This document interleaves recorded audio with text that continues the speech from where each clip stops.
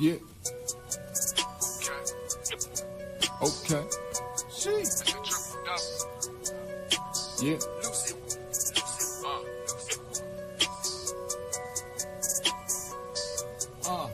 Yeah. I'm from the era where they fuck you up, then they take your tennis. Always on my grizzly like I play for Memphis. Mr. Triple Double, I don't do the bitches. Get the pen and pad and I get down to business. Flip the work, stretch the calisthenics. You just getting started, I'm about to finish. Kick up my feet, then light up the spinach. We get a pack and flip it like a gymnast. Tell me what the fuck you know about the trenches. Everywhere from over east to the village. Run the game through the streets like a scrimmage. Keep it 100, don't need me no gimmick. Flow is wicked, so you know I'ma kill it. You study my shit, so you know it the mimic. But we know the difference from Bentleys and Civics. I'm not finished, always on my pivot. See it coming, anyone can get it. Except for them thoughts and them pigeons. Promoting violence, who with it? Rest in peace to my critics. Moment of silence, crickets. I wear my scars like a badge. Had to work hard for the cash. Go and tell them why you mad. Bitch, I be all in my bag. I wear my scars like a badge. Had to work hard for the cash. Go and tell them why you mad. Bitch, I be all in my bag. I wear my scars like a badge. Had to work hard for the cash. Go and tell them why you mad. Bitch, I be all in my bag. I wear my scars like a badge. Had to work hard for the cash. Go and tell them why you mad. Bitch, I be all in my bag. Slickest old head you ever see.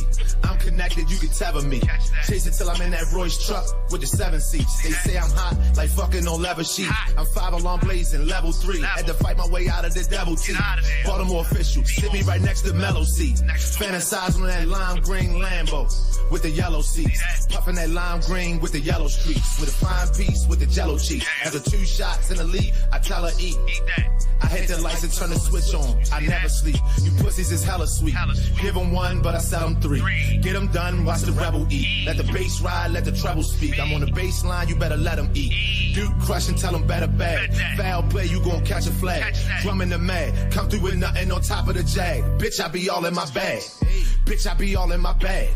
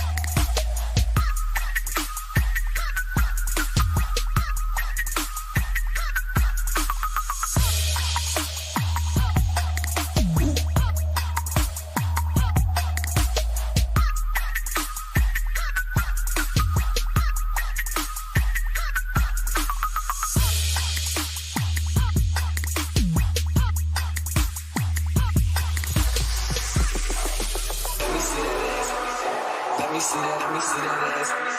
Let me see that ass. Let me see that, let me see that ass. Let me see that ass. Let me see that, let me see that ass. Let me see that ass. Let me see that, let me see that ass.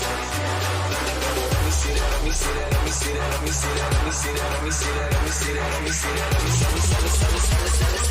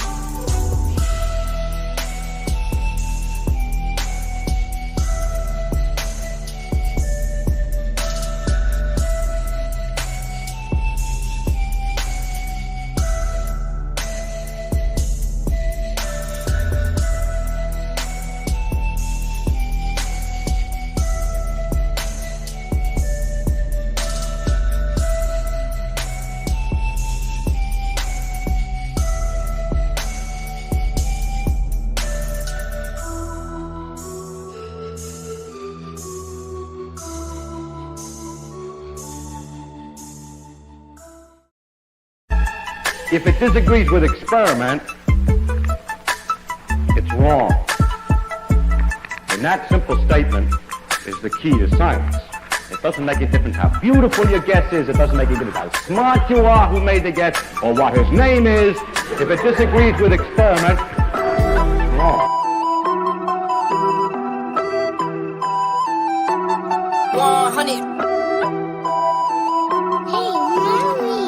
Yeah, look, they said that I couldn't do it, so I went and did it.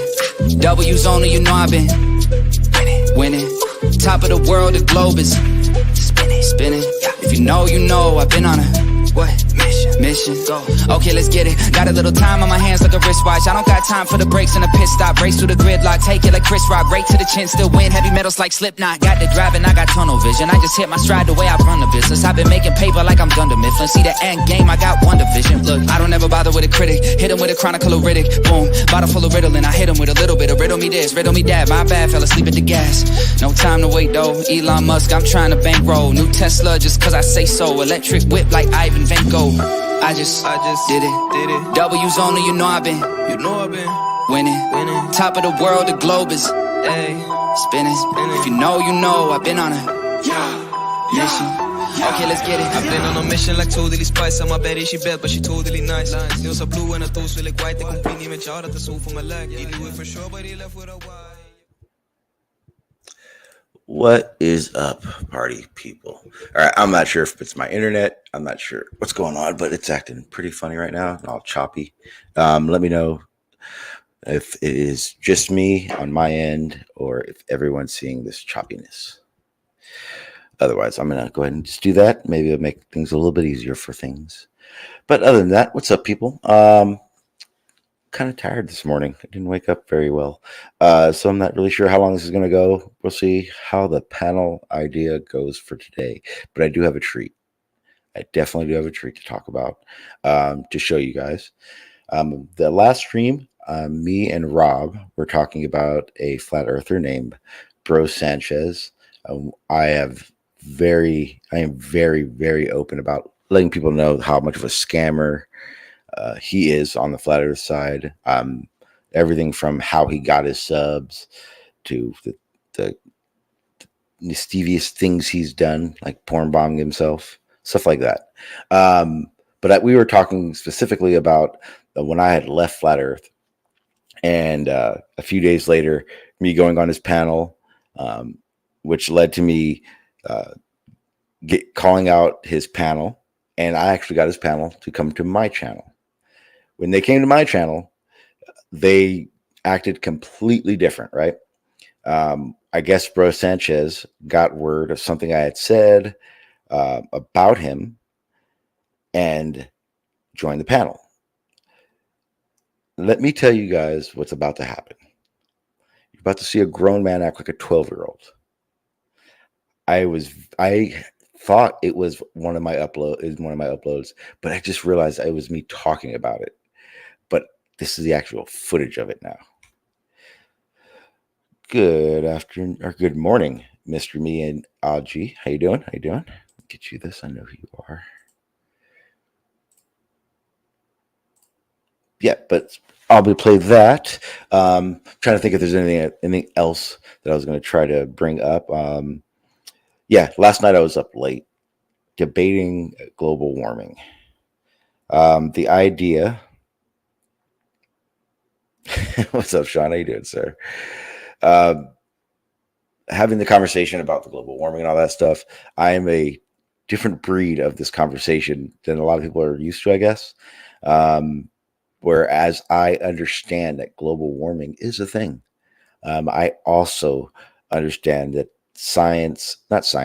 government media primarily bastardizes this data and puts basically a fear campaign onto it with unrational solutions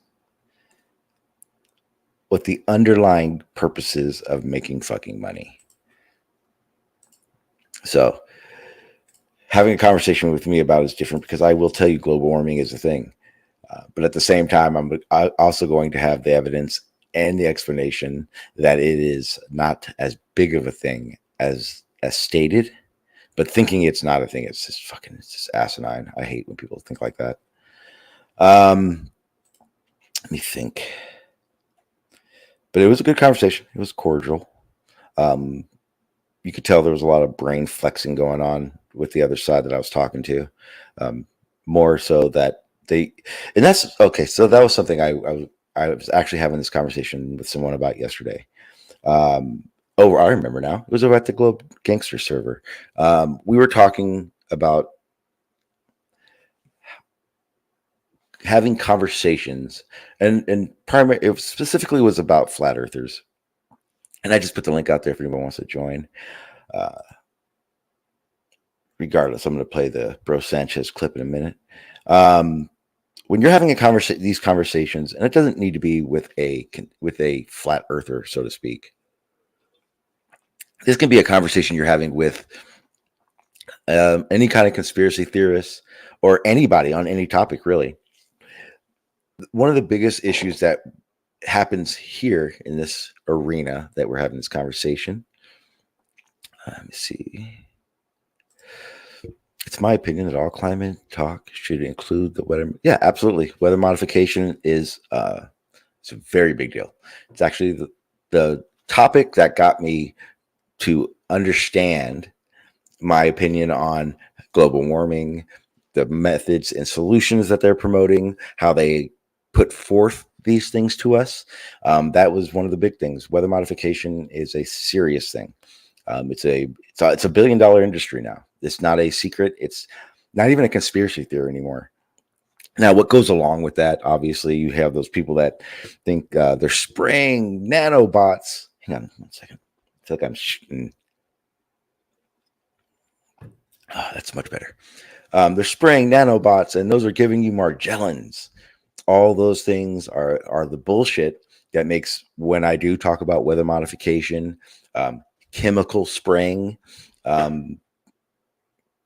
I get pushback a lot because people assume that's how you're going to think about things. I think global warming is worse than people realize. I understand the fear campaign, but there are quite a few people who are just flat out deny it. Yes, and that's the problem. And I've had these, and again, this is going to go along with what I was trying to say about having these conversations. There's this weird line that's drawn in the sand that I don't understand when someone denies global warming. Now, I have this metaphor, this way of explaining it, and I was telling you guys earlier, it's very smart, or it's a good idea to keep it simple, stupid. That's my motto when it comes to this. It's been my motto since the start because I didn't understand anything.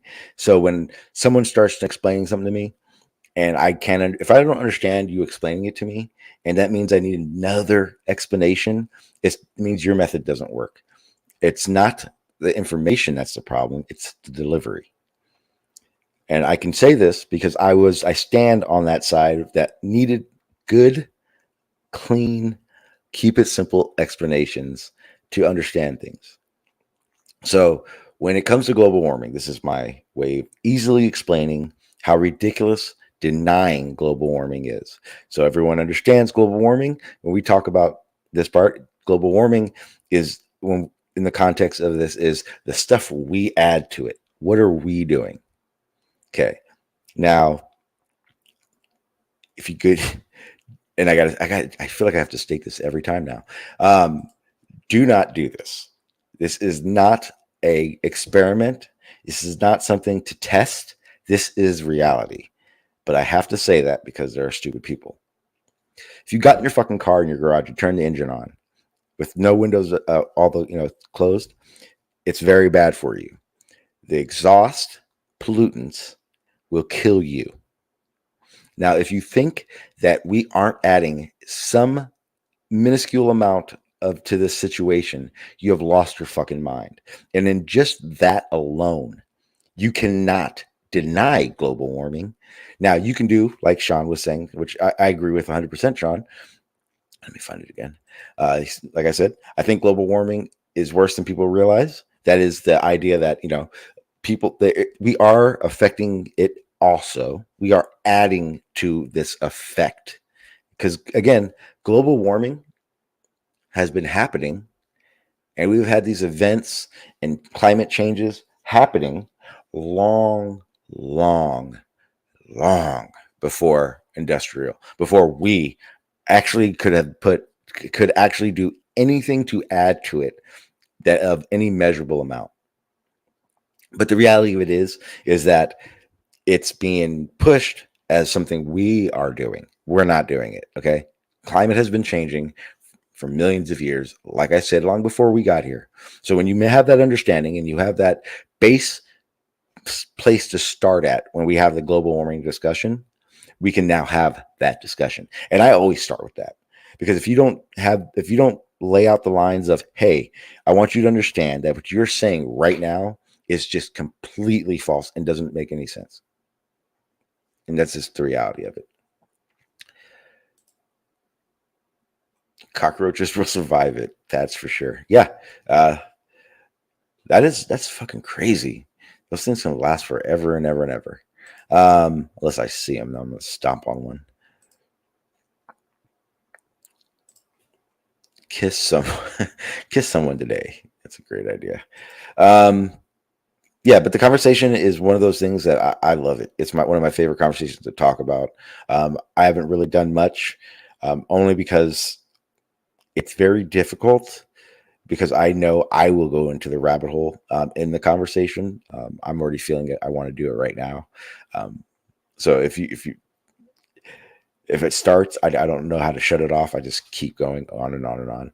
It's fun to debate people, because their views, that was what I was going to say, because their views instantly go to the extreme that, like, when I say global warming's a thing, they believe I'm mainstream, mainstream explanation, understanding. And then you let them know what's going on, and then they want to act like you're saying something completely different. It's a very odd conversation to have with people, because when you have conversations, they always want to put you in this bracket of what you are instantly. And that's what I was going on before, where it's the problem that happens when you have these conversations is one side, typically both sides. But I'm coming from the place where I'm not trying to argue. I'm trying to have a conversation and understand things. So this is from that point of view. One person, usually the person that is being asked questions for the understanding, like to do something that I call brain flexing. It's where, rather than try to help someone understand what you're trying to say or explain, you're trying to explain, you want to show the person that you are the smartest. That, to me, is an ego argument. It's argument built and surrounded by the ego of you wanting to make sure the other person knows you're a lot smarter than them. That's where the conversation falls off. That's when typically someone who notices it stops listening, stops giving a fuck, or doesn't want to hear anything you got to say anymore, because typically that's usually going to round up with some kind of ad hom or some type of fucking straw man to make you look or feel stupid. And those things don't draw understanding. I know that because, again, I know I've said this a billion times, but that's what helped me leave Flat Earth. People that were far smarter than me dropping their egos. So rather than flex to me how smart they were and how dumb I was, they wanted to make sure, they wanted to help me build my understanding, not convince me it was a globe, not tell me how stupid I was for thinking it was flat, but have me understand that in these specific topics we're talking about, these are the details that you don't understand. Let me help you.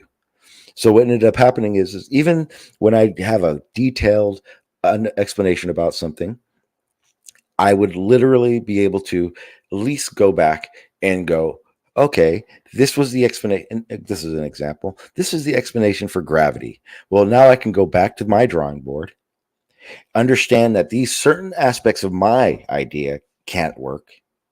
So I can either find something else to draw on, or I can understand that these things that I've been told that I can show myself, because that was the other thing. They were giving me explanations of things that I could use in everyday life, or at least investigate in more in depth with, right? It wasn't like they were going gravitational lensing, now go prove it, or go find it so you can understand it. It was more like understanding the constant fall, all these, the different aspects of it that make a understanding happen. So when that was a big deal, it was me battling between people that were obviously smarter than me. I was a flat earther, but people that wanted to flex how smart they were, and then the people that were trying to actually help someone who didn't understand it.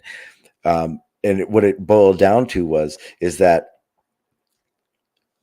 I believe most of the globers that have conversations with flat earthers are the ones that make flat earthers. And here's why. The same reason Whitsitt goes on his little word salad diatribes about everything, and they're usually way over everyone's head. He does that on purpose. Kind of like the same reason someone does one of these ego arguments. In an ego argument, your goal is for everyone to know you're the smartest one in the room, not understanding, not so you could be understood. So what happens is someone like Whitsitt will use an explanation that is far beyond above the comprehension of 90% of the people in the chats. The goal is that they don't understand what he's saying, so they can't want to refute it. Or at the same time, it doesn't give the other side any credence. But what it looks like is Whitsitt can at least hang, and that's all that is. Because these explanations for how gravitational lensing and general relativity and all that kind of stuff, 99% of the people, both sides, don't have an understanding about it. So all they're doing is listening to two people talk about shit they don't understand. And all it looks like is Whitsitt is hanging on and being able to keep up with these people. And again, clearly he's not. But the reality it is if you don't understand the topic, how the fuck would you know? And if you're, say, flat earth and you don't understand the topics, Whitsitt, it sounds like Whitsitt does. And because I don't understand, this is me being, it's because I don't understand it and he does, then he must know what he's talking about. He must be right. They're battling it out. And that's just the reality of it. Let me see. Nerd says, if you don't have a PhD in general relativity, you can't even talk about things falling to Earth.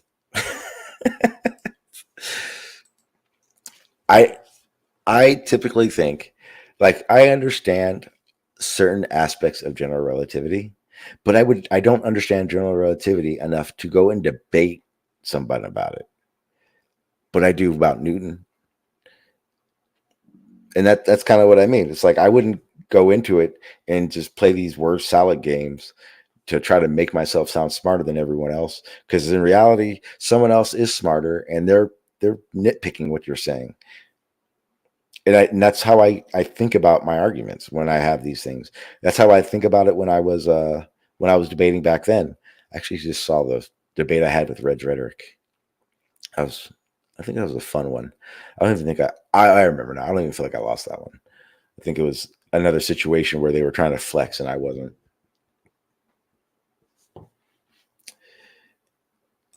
And you can't cook an egg without a Nobel Prize chemistry.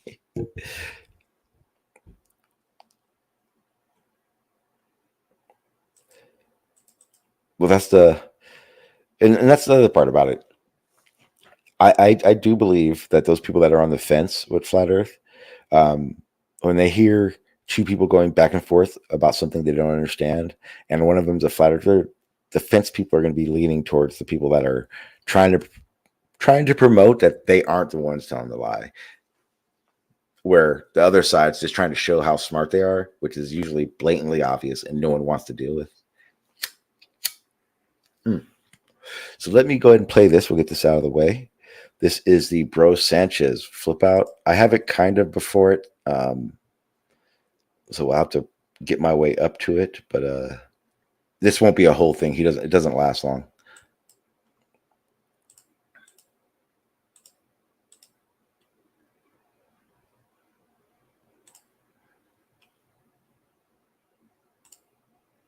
Kilograms of carbon. Okay. Why is it 12 kilograms of carbon? Well, that's just the weight. Okay. And and a mole is a unit of mass. Oh, really? Does a mole of ice weigh more than a mole of water? Is the volume of a mole of ice more than a mole of water, liquid water? Does 22.4 mean anything?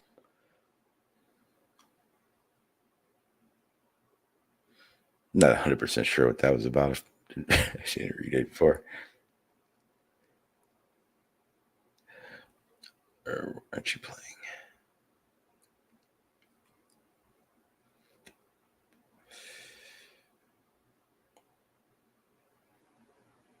It's not my internet. It's my.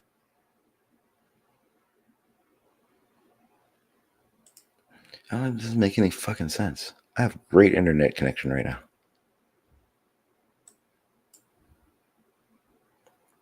All right, let's do this. I appreciate it. I appreciate everything today.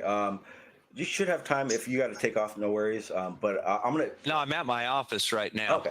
Today's my day off. I'm doing Gemini 8 today. The first docking in space. I have a series on Project Gemini. Yeah. You said that's going to be out tomorrow morning, right? No. Project Gemini, I've already gone through the first 5, Gemini 1 through 5. 6A and 7 are next Tuesday, and I'm going to do Gemini 8 next Thursday. I do the things in advance a little bit. And then I do other things in between. Okay. I see what you're saying. All right. Well, I'm going mute. All right. Thank you, sir.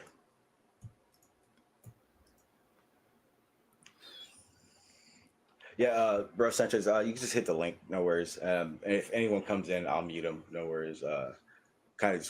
I do want to keep it one-on-one. There's no reason for it. We don't fucking need a moderator. We both fucking have sense. So I thought. And again, this is a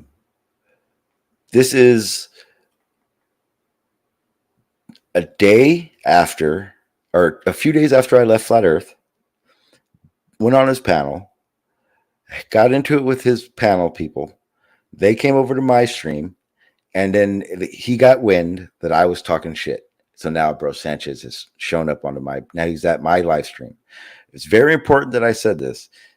Very important that he came in, and that you guys heard me say, Bro Sanchez, go ahead and hit the link, meaning he comes on to my panel, right? Let's remember that.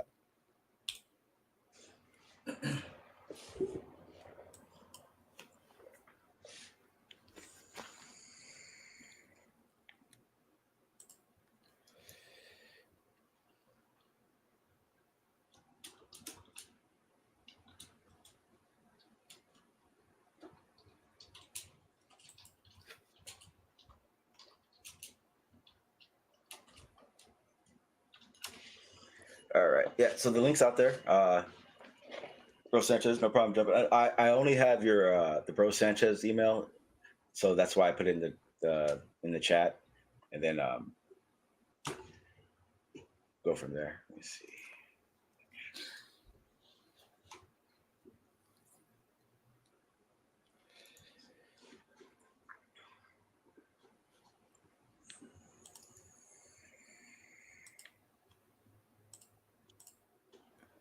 No worries.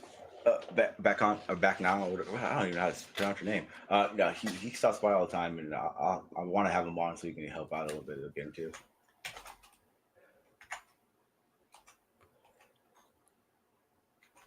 No. If he says he'll come in, yeah, man. I'd never. Yeah, he's not gonna. I was just. Someone in the chat said they weren't sure if you were gonna come on, and there's no doubt I knew you were gonna come on. You don't jump in people's chat and say you'll jump on if you wouldn't. I know you. How you doing, sir? I'm doing pretty good, and I'm just want to say that, man, your people in your chat room are fucking relentless, B. But what's good to you and Bob, man? I'm here to talk about anything you guys want to talk about. Ask me anything. No holds barred. If you want to turn up, turn up. Hey, I ain't gonna turn up, but hey, Well, I kind of wanted just me and you'd have a conversation. I really didn't need to be, 2-on-1 or anything like that. And like I said, I know damn well you control yourself, and I'm going to control myself. So I didn't think we needed kind of a moderator or anything either. So. Okay. Yeah. Well, yeah, man. That sounds good to me, man. You pretty good about being respectful. Contrary to popular belief, because a lot of people in your chat room said it's not possible to have a respectful conversation with me. What you think about that, man? With you? Yeah, I've had many. I think when you have your panel full, it's a little difficult, but you don't get into it with people like that. It's usually, someone on your panel that will, but I don't even remember the last time I've seen you, get triggered. I don't think shit. Yeah, you don't get triggered very often, so I don't think. Yeah. I think a conversation with you is more than possible. I've had them with you, so. Yeah, it's been a while, man. I was just tuning in to your show. I come through it and I check you out. I just want to see where you at. I know you went from flat to globe, and then you went back to flat, and I know that. Okay. I don't know why fuck doing that. I'm still globe. Yesterday I did that was my title just because it was April Fool's, but no, I'm globe, man. I definitely have a full I have enough of an understanding about it that I just didn't see a flat Earth. There was just too many things that line up that work, that we can observe ourselves, that show us it's flat. Or not, sorry, shows us it's a globe. Yeah, no, you're right. It shows us it's flat. You're right. You're right. But listen, before we get into flat versus globe, let me ask you something, brother. What's up? Do you think that there's any type of selfish agenda that Bro Sanchez may have with my approach to flat Earth, and that there may be some kind of underlying reason for me to keep promoting sort of a foolish theory that I know in my heart truly is not real, but I need the money, so I'm gonna keep promoting it, misleading people. Do you think it's something like that with me, brother? To be honest, yes. You don't have a very flat Earth stream. Now, when I say that, I mean, you're not Eric Dubé, or you're not you name them. You talk a lot about the etymology of flat Earth.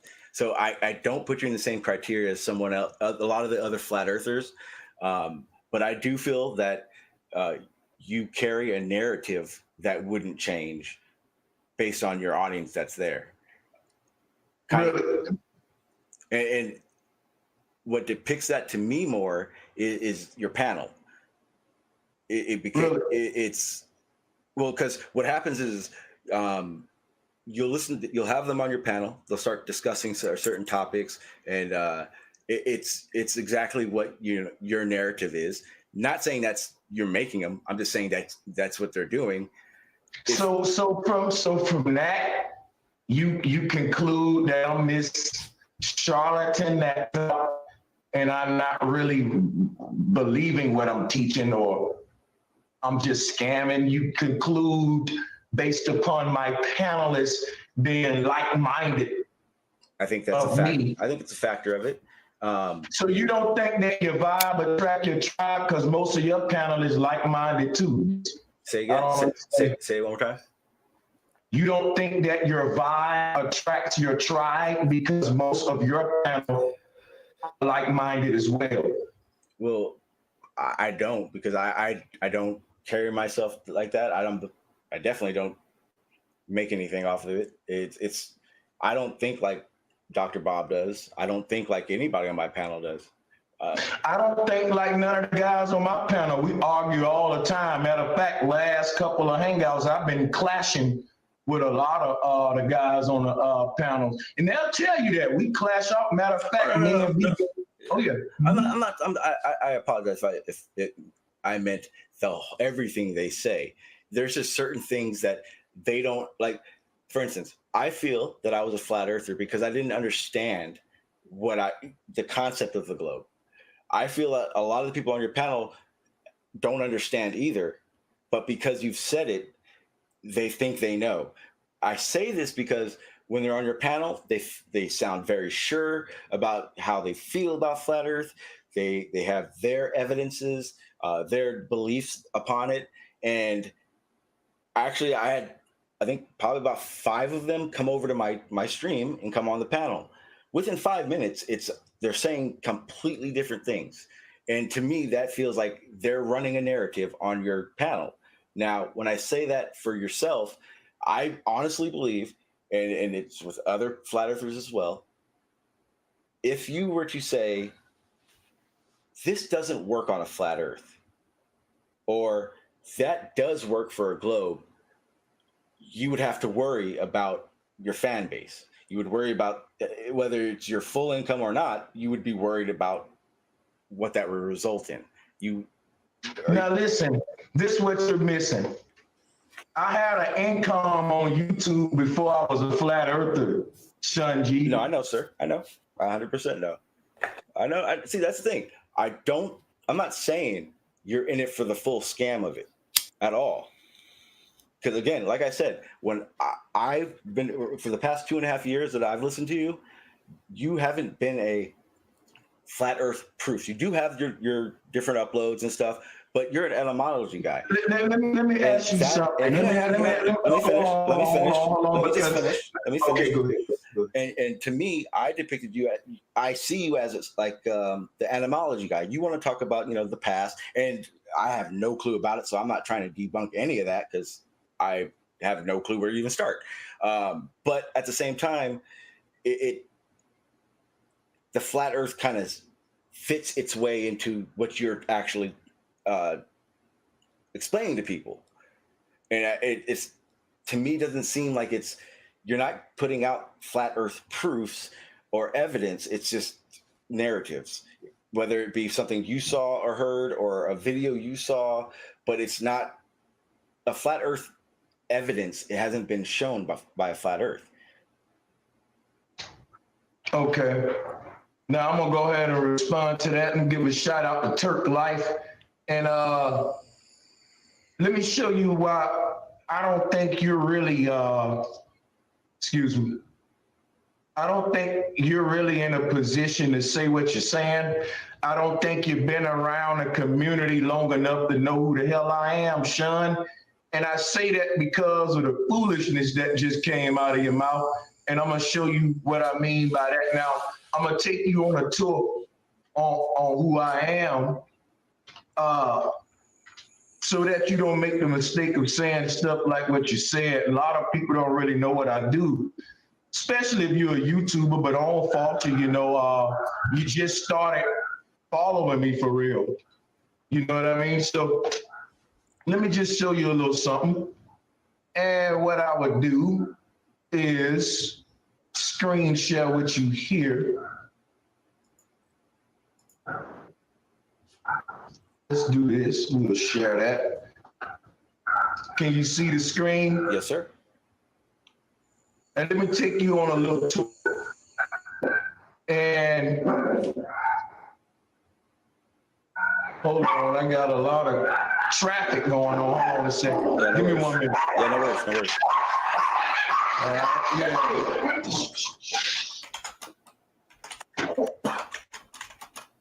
All right, cool. My little ankle biters, man, they going off. No worries, no worries.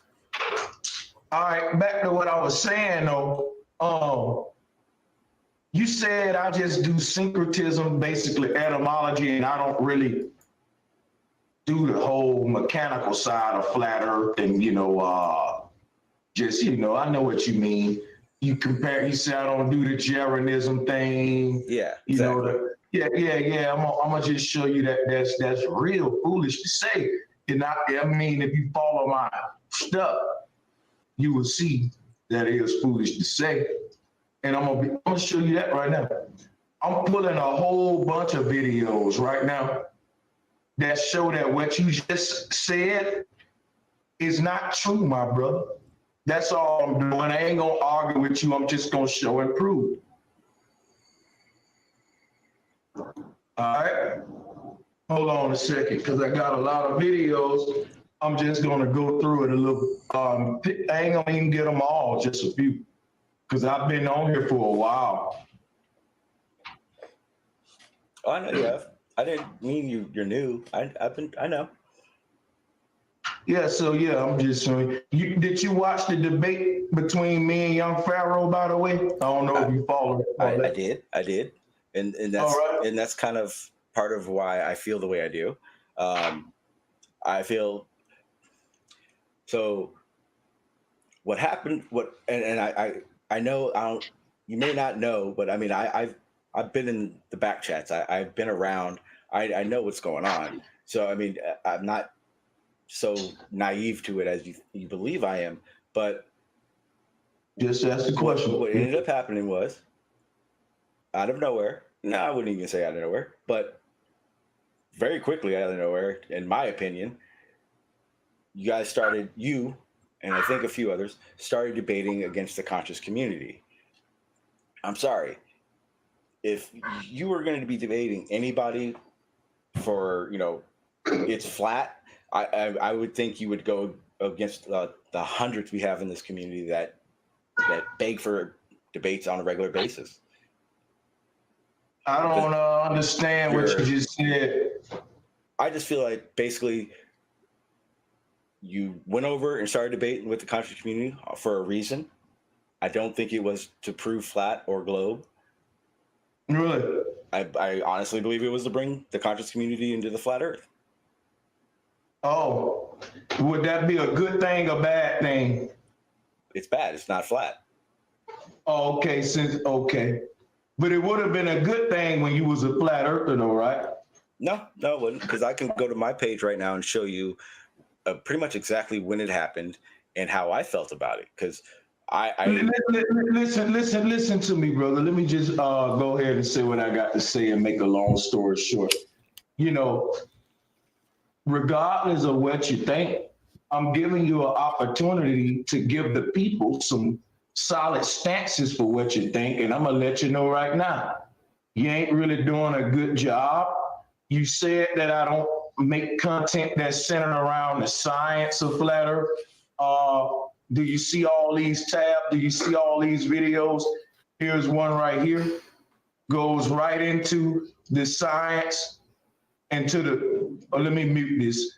This goes into how the stars work on flat earth, the AE map, how everything work on that, the ancient conceptions, and even how NASA, a little bit history of NASA. It goes into so much in this 1 hour video. Circumnavigation on this section, gravity on this section, you name it, man. A compass. We debunk Isaac Newton. I don't know where you've been, brother, but I've been putting in work. Before I can get to the symbolism and syncretism, I had to prove it was flat. It's very simple, dude. You can't do. Hold on, I'm not done. You can't do the symbolism, sacred geometry, and all that. You'll look like a fool if the people think it's a globe and you up there trying to decode some flat earth symbols. You'll look stupid. So the people have to know first that it's flat. How did they know that it was flat? Well, I'm showing you the videos because the people been following me. This is in 2016 right here. This 3 years ago. While I was talking about the ether 3 years ago. Nikola Tesla technology. And this Tesla technology can't work on a damn globe, dude. That's what we proved in this video.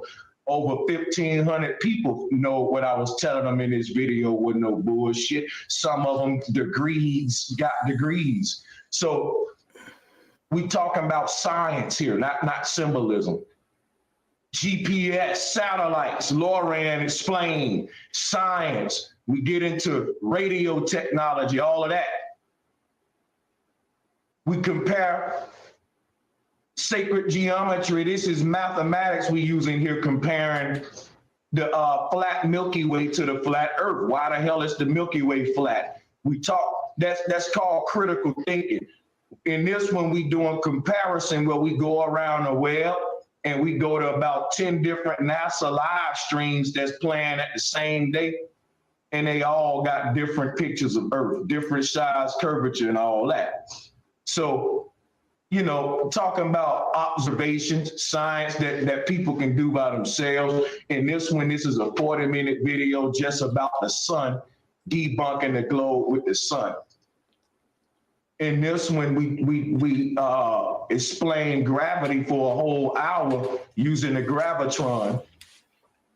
In this one, I go through so much flat earth science that it'll make you have to goddamn you'll get blue in the face.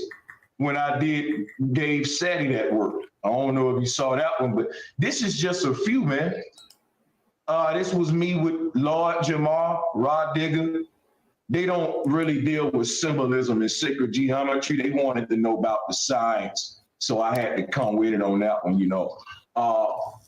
Seeing the sun and the moon and sky together ain't nothing about symbolism dealing with that. That's sacred no sacred geometry, no etymology on that, just basic scientific observations. How Nightingale became the solar system, history, a history class. You can go on research and verify the shit that I'm teaching in that. It's history. We just wasn't given it in school. And this one right here, well, yeah, we just talking about some Black consciousness. I'll give you that one. But this is just me on page 1. I got a whole series called a Planisphere series before I even knew how to pronounce the word syncretism, dealing with number science. So I'm just showing you, brother, I admire your passion, but I really think, Sean G, you really need to get to know me before you start talking, saying certain things about me, because some people who knew me way longer than you don't even say the stuff that you say. You know what I mean? You just start, and matter of fact, you don't know me. You just, you know, through this YouTube shit or whatever. But go ahead, brother. I'm gonna stop right there and let you get the flow. Okay. Well, first in the videos that you were showing, you didn't have that many. Your subs weren't where they are at now. So I didn't have that same feeling when I first came around. But if I can go through if I can go through each one of your videos and show you how you're wrong, or show you how, for instance, gravity is really real. Chris, do me a favor, keep your mic muted for me, please. I would be able to show you these things. And the main one that actually I actually was trying to have a discussion with you about when I was a flat earther was your Craters Quarry live streams that you had done. Can you stop my screen share? I apologize. No. I was presenting you. I'm sorry. My bad. When you were sharing your screen. But you at one point in time you said you didn't say you said this.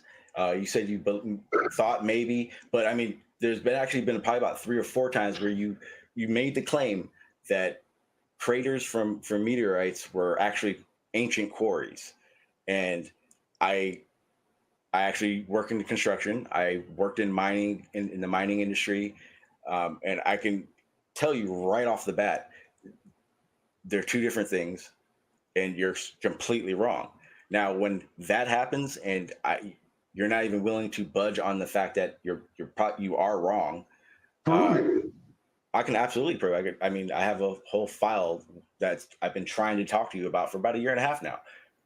First off, I can just understand that the structure of a crater site and the structure of a mining site aren't anything of the same.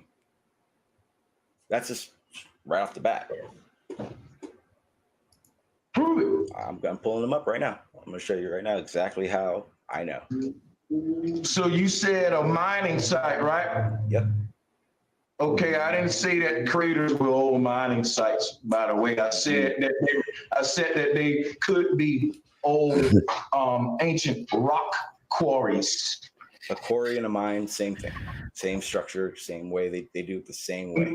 Not necessarily, because I stay right near a rock quarry here. Yep. I can tell you right now, it looks like a damn crater. Well, I can show you exactly how it's not. And see, this is one of those debates right here where it's simply up to, like, this is one of those things where, hey, do the Magnum look like the Rolls Royce? Do the PT Cruiser looks like the Benz?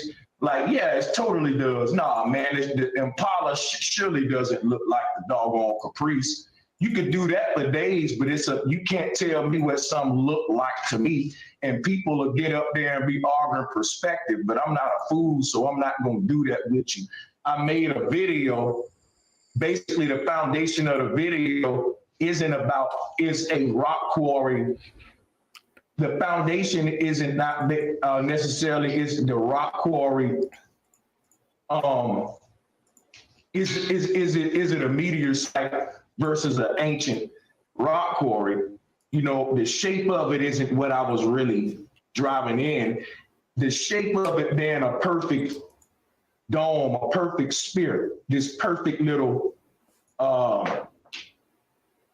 you know, if you look at what they call meteor sites, they're perfect spheres, you know, in the ground. Only man make perfect impressions like that. Any rock in nature that will make that kind of impression will have to be like a bowling ball or something. And they show us these meteors in irregular shapes. Why would all of the impacts be perfectly pimpled? And the crazy, it looks man-made. It looks like it was quarried out is what I was saying, because I look at a lot, I was comparing a lot of quarries in the video. People was agreeing with me. It was all about perspective. It's not really a matter of debate. Like I said, if you want to say, hey, Polo looks better than Tommy. No, Tommy looks better than Polo. If you want to debate the science of it, the foundation of the video was, are meteors real? Have we ever observed a foreign body causing a major genocide or extinction, like they explain with the meteors and all of these things of that nature? And the answer would be no. So it's another one of those things that's up for belief. And so what I was presenting was the fact that if you look at a lot of ancient quarry sites, they resemble what they call meteor strikes. And if you watch the video in its entirety, if you haven't watched it, you'll see that it's a very reasonable video, and I'm not making any big claims in it. I'm making you think. That's all I'm doing. Well, you made the claim at least twice now. Not right now. Or that quarries are ancient, or meteor sites are ancient quarries.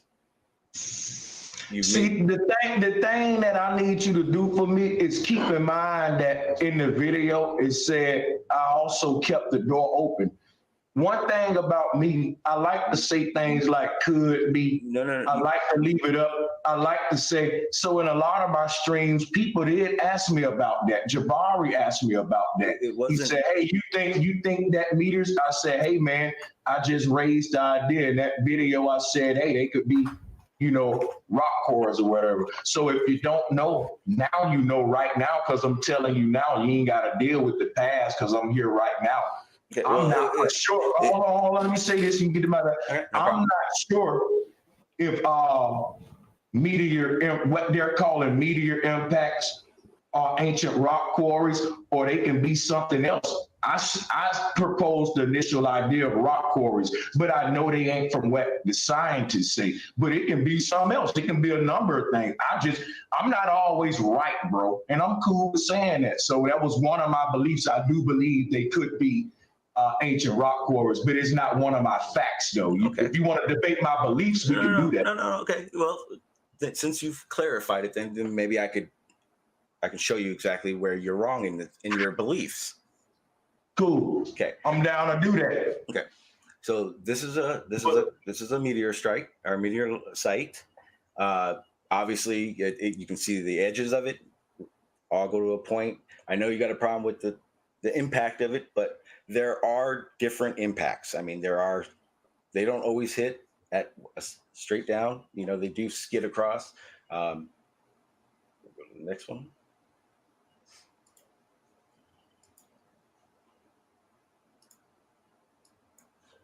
Yeah, how do you know that a meteor did that? Because they told you? Were you there to see it? Did you observe it? No, actually, meteors actually have the signature that no quarry, bottom of a quarry will ever have. There's something called nuclear blast. It's called nuclear blast. It's actually. You know what? I covered that in the video, and I'm just cutting it in. It's actually in a lot of these different sites is not one element. In a lot of them is high concentrations of nickel and things of that nature as well. Also, the rocks that they say. Okay, go ahead. I was actually going to let you know that, a lot of the different elements that they find inside these things, they know it's from meteors because of the amounts that they're finding that are with the other elements that we don't find here. Another obvious signature of how don't we find them here when we find them here? Hold on, wait a minute. I'm trying to grasp this. We find pockets of nickel, iron, all these elements. But do we find them in space or do we find them here? We can find them in the ground, but we also find them. Now listen, how can we say something we found in the ground come from space because it's inside of a dent? No, do we have something from space to compare? Can I explain? You're not what we find in the dent. You're cutting me off when I'm trying to explain these things. So again, when a meteor strike happens, they're not finding the same amount of nickel and iron as they're finding in the pockets that they mine on a regular basis. They're finding a certain amount. Now, the amounts of iron and nickel together that they find isn't normal in a pocket of iron or a pocket of nickel. Who decides what's normal? The geologists that have done years and years of studying that I trust because I excavate dirt. I've done blasting sites. So every time they're right.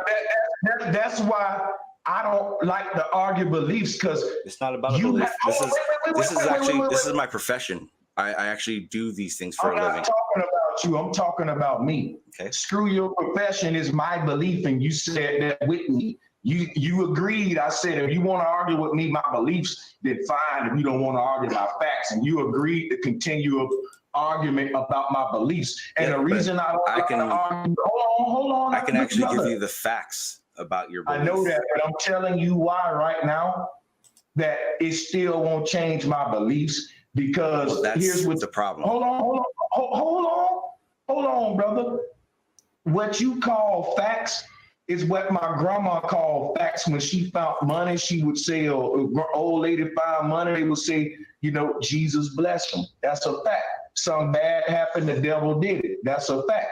So what's facts to you may be defined different than me. I'm trying to get clarity here. Slow down and walk with me, right? So you understand. Okay. I want you to understand. Can you let me actually finish what I'm saying real quick, brother? Yeah, go ahead.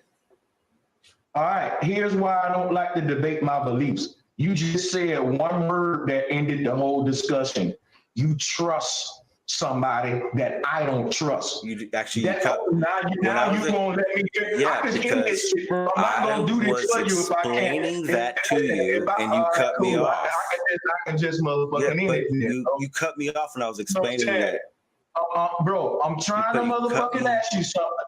Man, shut the fuck up. You arguing my beliefs here. Dude, why are you getting upset? I'm trying to get clarity, dude. I understand because that. You're making it difficult. You cut me off to talk, brother. You cut me off to talk. If you don't want to have a discussion, then I can end the show and I can talk to my people by myself and open up my own. That's fine. I don't know why you're getting upset. Because you cut me off while I'm trying to ask you some shit. Do you understand that you cut me off twice now when I was explaining something? I'm trying to get clarity. You're questioning my beliefs, not yours. If you want to give me facts and help me out, you need to walk with me, teacher. I'm in the student seat now. You're going to treat it so the student need to learn to shut the fuck up and listen to the student question if they want to teach them right. Because what you saying might not be the question I'm asking, and you talking to your damn self, because that ain't what the student need help with, talkative teacher. I teach good because I listen good. Now you confusing the damn student. I'm giving you my time because I'm trying to understand the shit.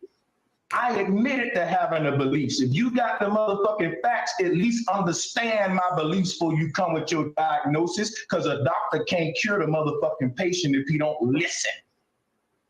So what I'm telling you is this right here, brother. The reason I don't like to debate my belief is because the next portion of our argument would turn into you trying to convince me to trust the motherfuckers you trust.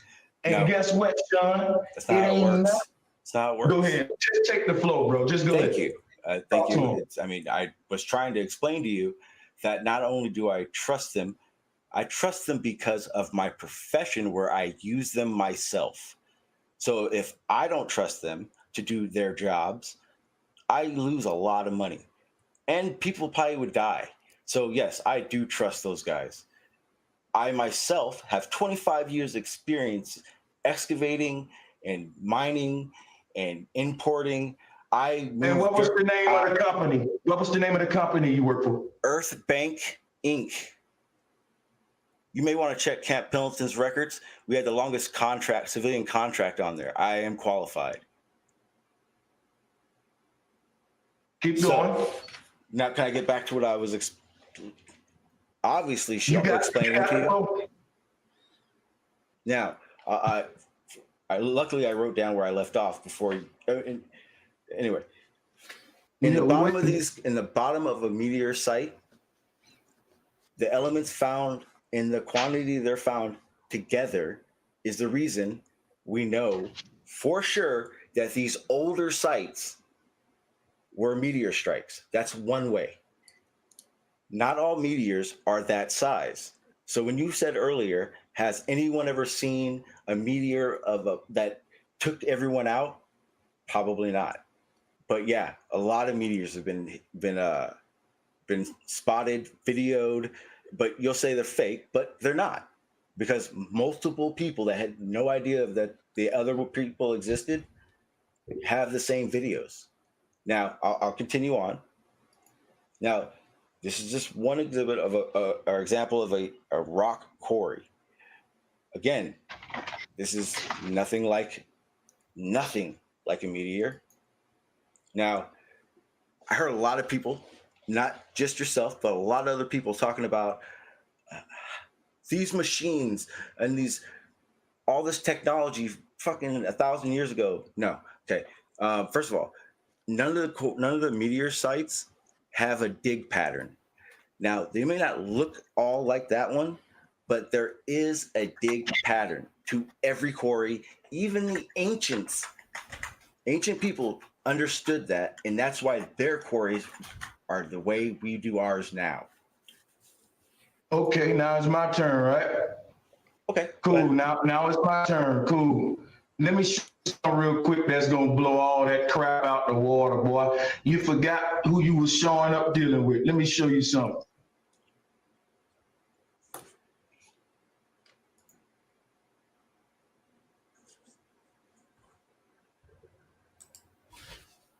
All right, simple paint application.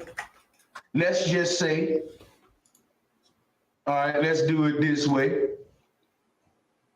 I'm gonna show you something real quick.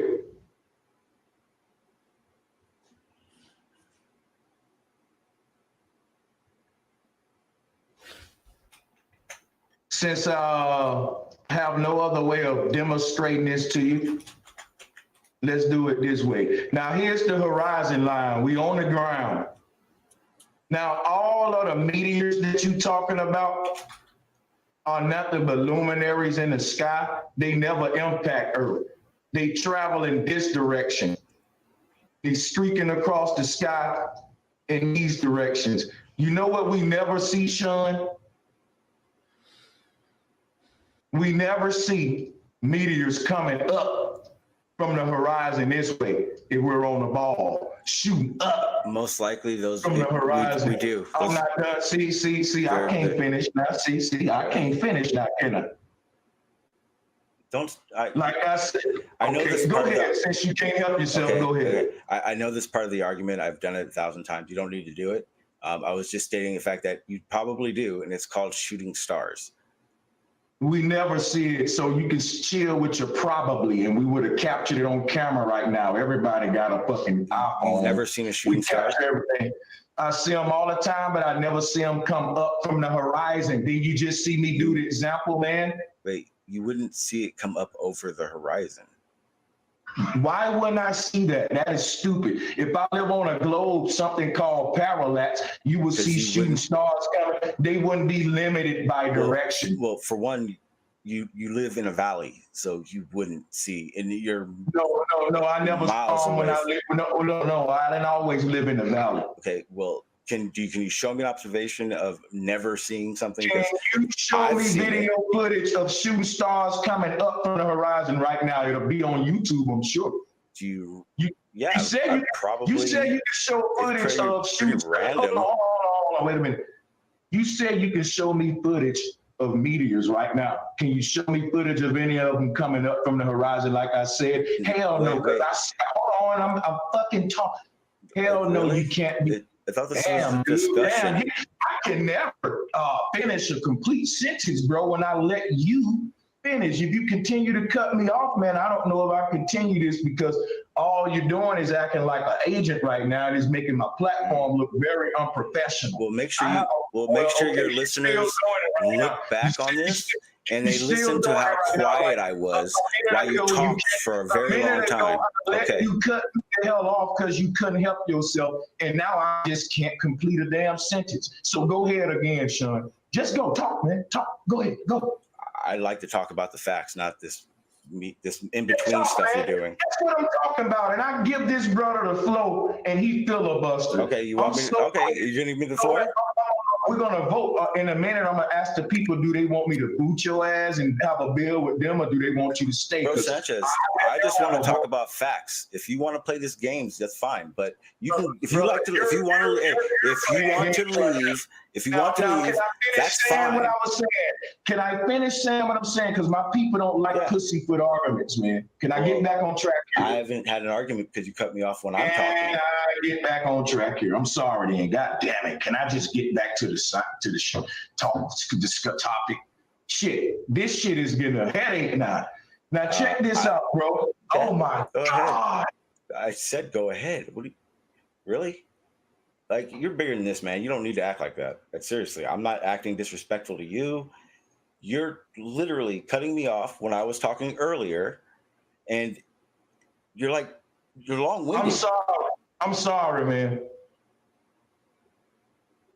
That's another thing that I know Sean don't follow me. Everybody know if you live in America, country people are long-winded.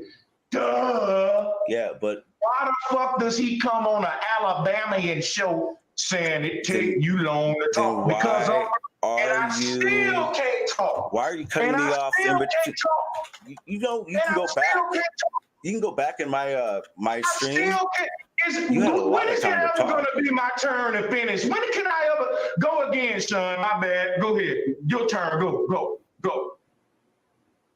Really? Like, you're bigger than this, dude. You don't have to play it up like this. I'm not being disrespectful at all to you.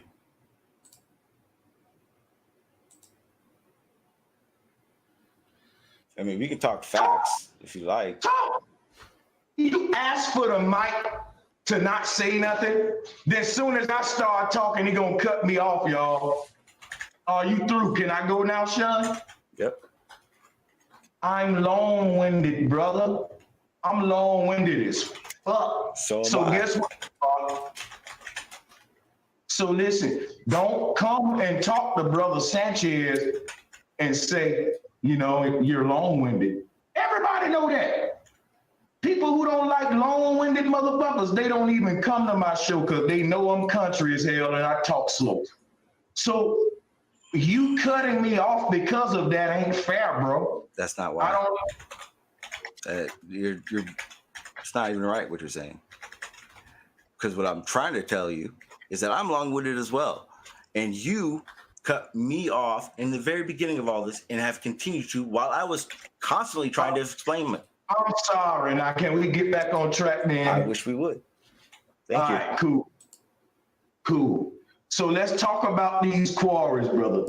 Okay. Now, here's the thing. No matter what you say, I didn't see a big rock from outer space crash into that hole and leave those minerals deposited in the ground there with my eyes. So I can't do the first steps of the scientific method, which is observation.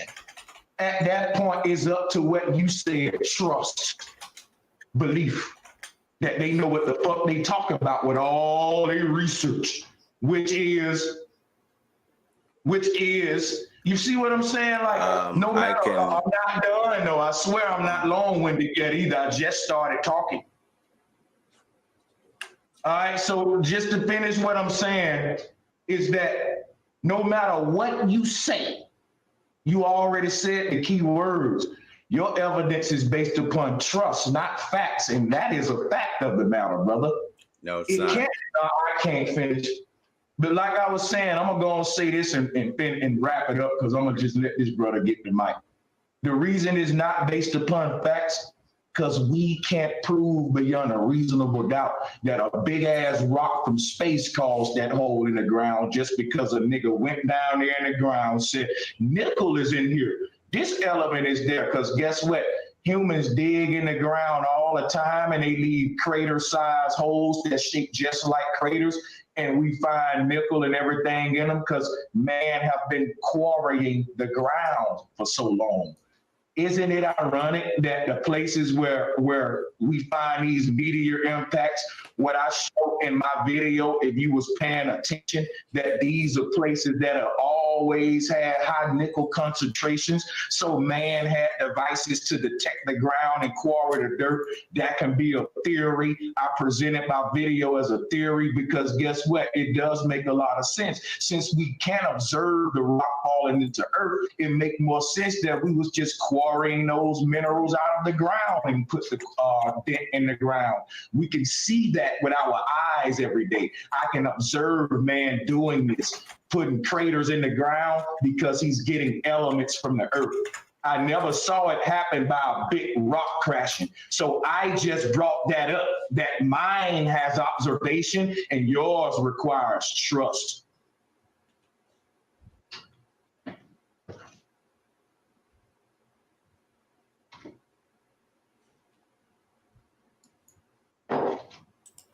Can I go now?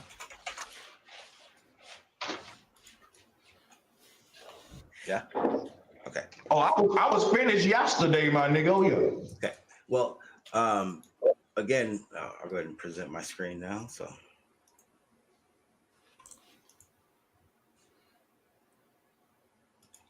you told me to go on and find those meteor strikes.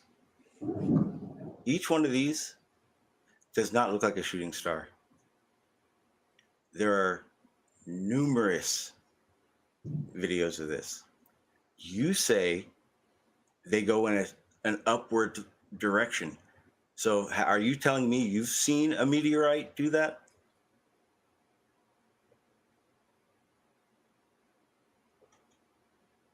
I told you, and I drew it out in paint. I said you never see them come up from the horizon line. You only see them do. I'm trying to tell you what I said. You only see them do what you're showing right now. We all see them do that, but we never saw them do what I drew out in paint. Because your paint didn't involve gravity.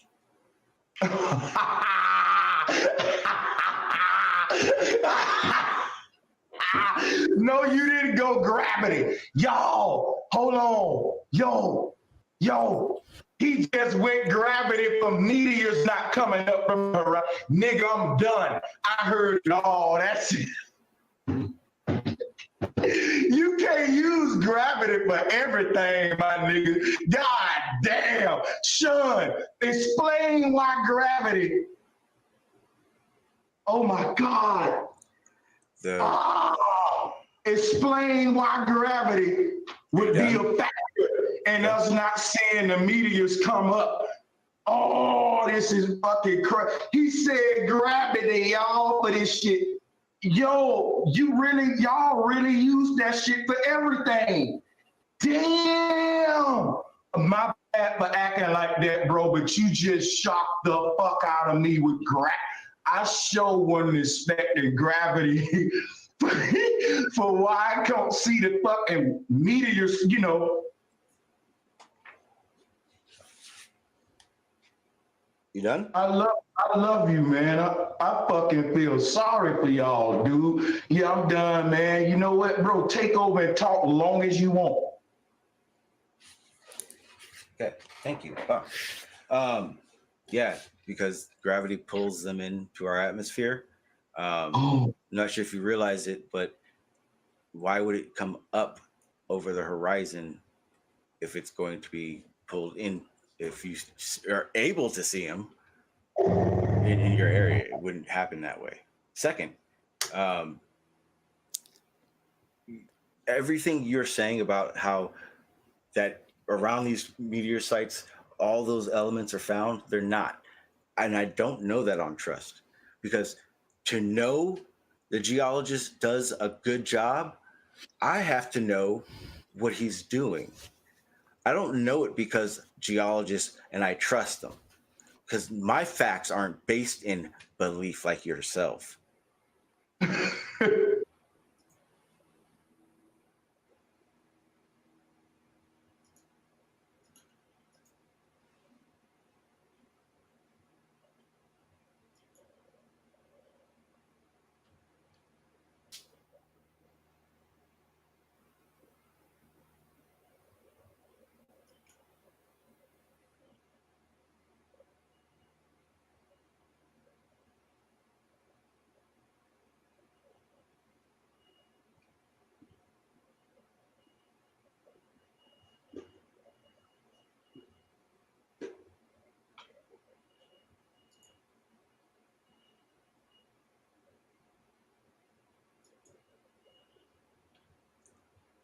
Check, check.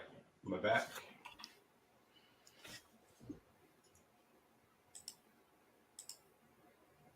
Rewind. Look. No one's blocked. There's...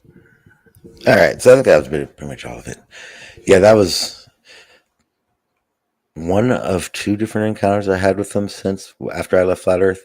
I haven't talked to him since then. Let me get out of this. Get some people on the panel. Let me see. I gotta get back to my screens. Good morning. Where's the chat?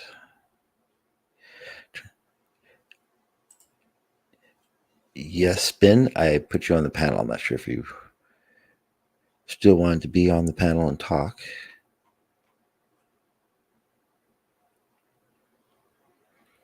Guess not for now. Just let me know when you're in the private, when you're back at your mic. Yeah, that was it. The reason I play that, I've been mainly because Rob wants me to go back on his channel and debate with him. I haven't decided if I actually want to do that or not yet. I don't know. We'll see. I should do a poll. Let's do a poll just because I remembered I can do it.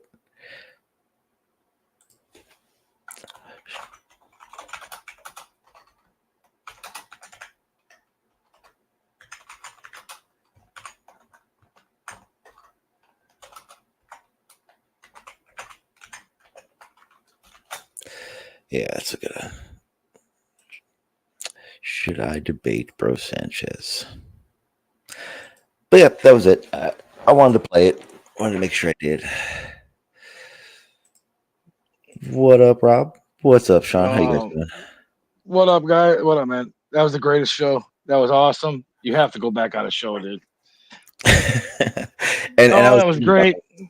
I was thinking about while I was listening to it. You could definitely tell that I wasn't very confident as I am with my. Well, you guys were younger, man. Yeah. Yeah, that was 5 years ago. That was great. That was great to watch it, dude. Holy shit. He said that craters were mines or something. That's hilarious, man. That was the best part about it. That's why so back then I knew to just let him talk. He was one of those dudes that was like, he will bury his fucking self. I don't even know if he still has it. I don't even know where to still look. Well, I think it's great that you still have this. Oh, I have everything, Rob. I have so much. It's fucking amazing. Well, yeah, it's just great that you can go back and look at this stuff and make him look hilarious, because it was really bad for him with his green little drape and stuff, and he was just screaming. Oh man! And then he progressively got more and more defensive, and then it was a full blown craziness. It was awesome. Because what he wanted me to do was get into a shouting match with him, and I knew way before he even got there that I wasn't going to do that with him. That's pointless. He buries himself. It's funny, but yeah, that was one of the. And when I had said that I had been trying to talk to him about this for a year and a half, it sounds weird because it's like, well, if you knew him and you were there, like I would literally email this man about debating about this. He would refuse. I would go on his panels and try to get this topic brought up, and he would avoid it. It wasn't until I had a bunch of his people on my panel and I made them look like it wasn't even just me. Like Dr. Bob was there. It was a bunch of us. I didn't play that part, but it was like an hour and a half of explaining to a bunch of fifth graders and them going, oh shit, last period, the teacher taught us this and it wasn't right. And he got wind of that. And that was the only reason he came to my panel, because he got wind that everyone was fucking going, oh, he was wrong about this or this or this. It was funny as shit. He is a very emotional person. But yeah, I played it, Rob. I think it was funny because he was also like playing it off because he's like talking to his people. He's like, should I boot him off my panel, knowing that he went on your panel, but he just brought his show. It's like, exactly. He's a funny guy, man. But we definitely have to go back there because you're one of the few people that like get the funness of why it is a fun mess with him. You know what I'm saying? Because he really is dumb, dude. And we could just call him out, to get him all. I don't even care if we get him mad. He just kicks us off. At least it's fucking having fun. Well, that's the best part because I honestly would try. My goal would be there the longest, but the problem is what I would say would get me kicked off. I can't. I really don't like Bro Sanchez. I think when it comes like, if I were like compare, like Jaren is a perfect example. Jaren, I think, is a flat earther for the money at this point, even this before the final experiment crap, all that. But Jaren has, how do we say this? Like Jaren is trying to have good content, whereas in Bro Sanchez literally manipulates and preys on the dumbest. And it just fucking sounds real bad to say that, but it's the reality of it. He hit the cash app every 10 seconds. Hit the cash app, every 10 seconds. Yeah, that's he put it this way. He's the reason I don't do that, because he's done that since I've known him. I mean, I like money. Obviously, I obviously I have a super chat. It's right there. I have cash apps and PayPal. I have all that in my description. It's not that I don't think content creators shouldn't get money. It's just I personally cannot. I'm not going to pimp myself out. I'm just not going to do it. That's because I've had situations. No, I agree. Yeah, I had situations back in the day where guys they'd super chat me. A guy named Aaron is a perfect example. He would super chat me $200-$300 in a day, and he would come on my panel and then assume because he's done this, he's going to take my panel. And it's like, dude, it doesn't fucking work that way. I do appreciate it. And it got to the point where I started sending stuff back to him because it was like, dude, Aaron, you giving me a good super chat doesn't mean Aaron now hosts the show. And I think stuff like that is totally dependent on the actual what do you call it, influence or whatever. I mean, some guys can get out here and ask. They can get out here and like they ask for money, but it's not in a way where it's like it's pathetic. You know what I'm saying? So they get away with it. But some guys get out here and they ask for money. It just sounds like slimy. And Bro Sanchez is one of the slimy ones. Yes. He just he begs for it. You don't beg for money. If your content's good enough, people will be sending to you anyways. You ain't got to worry about it. Yeah. And that's another thing. So when it comes down to the content part of it, like I fully believe content creators should get something. I mean, trust me, this is not. It's not just a get up in the morning and just decide and point and click. There is something that has to come into this. Yeah, you're taking time out of your day. I agree. I understand that. I'm not an anti-capitalist. I'm just an anti-scamist. You know what I'm saying? And like you said, he's got these people in here, and he knows he knows that some of these people, by the way they chat and in the chat, text in the chat, that these people are mentally deranged. I hate to say it. Mm-hmm. So he knows that he can just get these people to do whatever they want. They're gonna follow him. So it's just a really sad situation. I see it in the other communities too. It's just sad.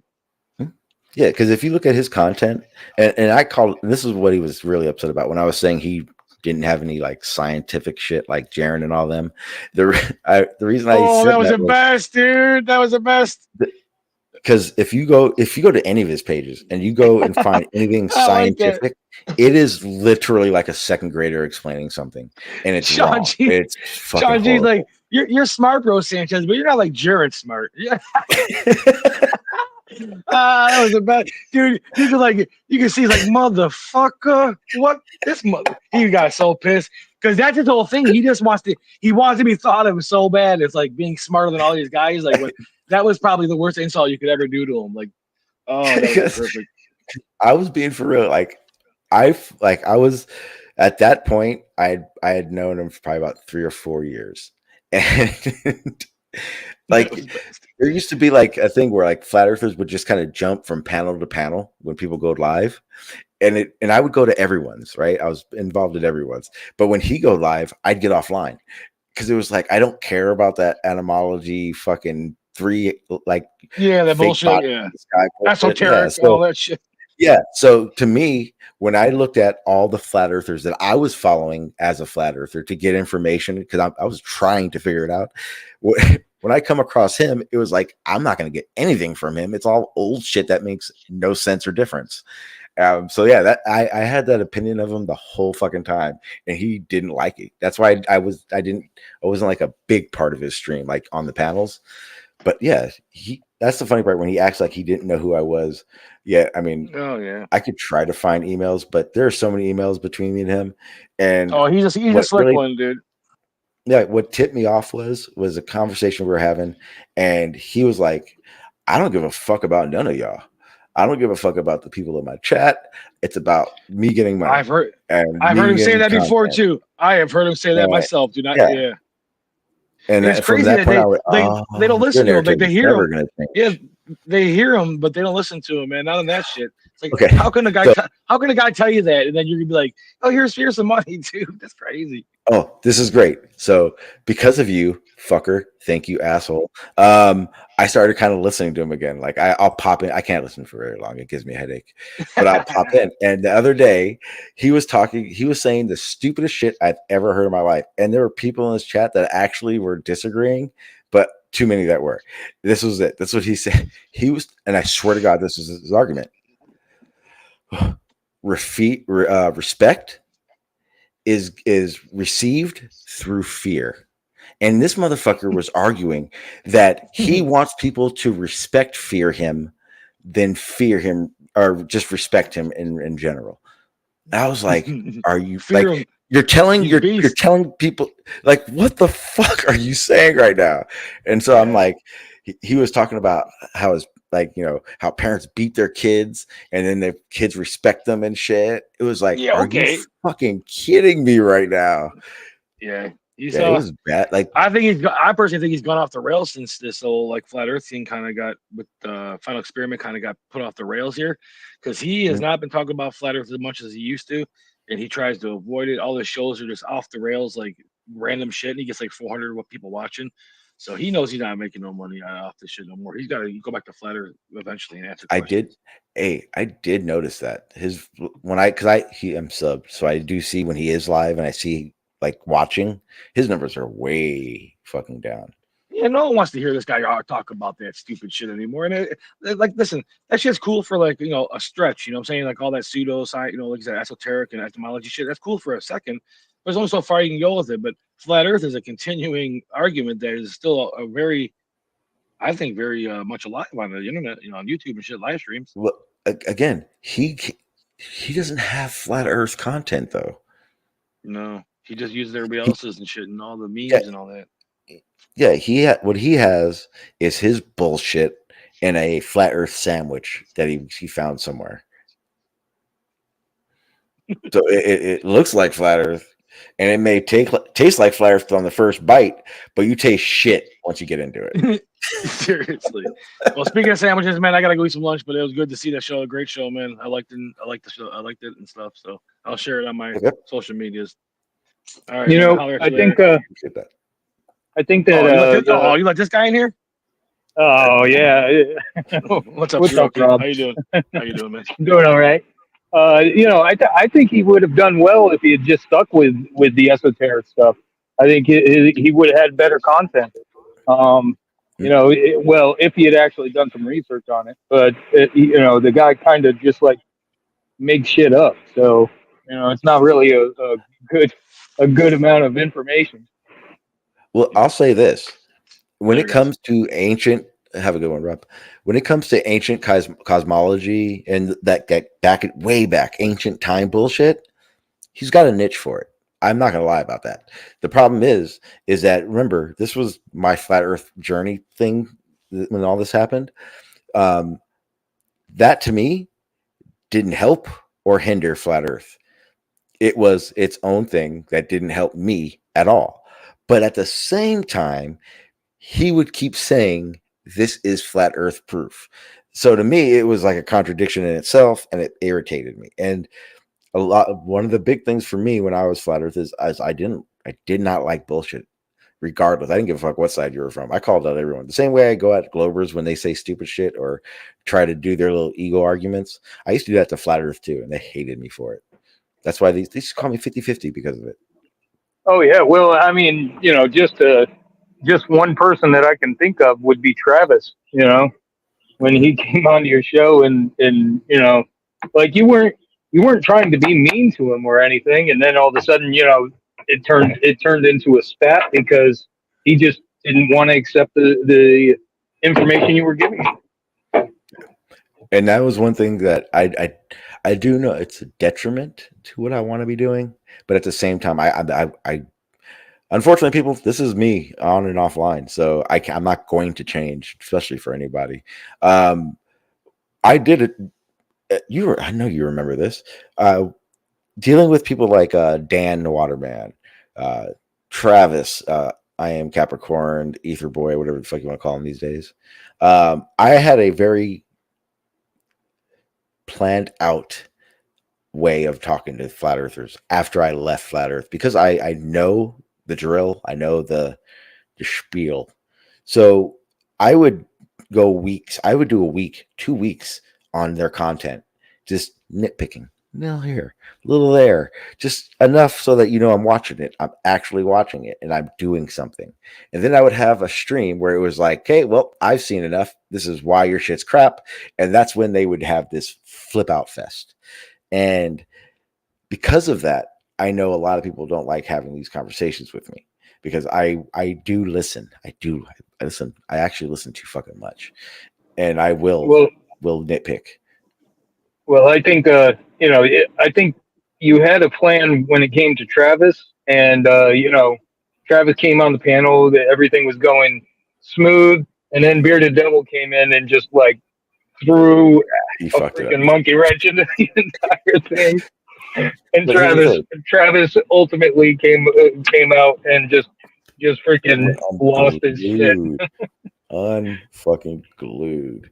Yeah, that beard. I remember that day like it was yesterday. I got a message from Bearded, and he was like, "Hey, I got something."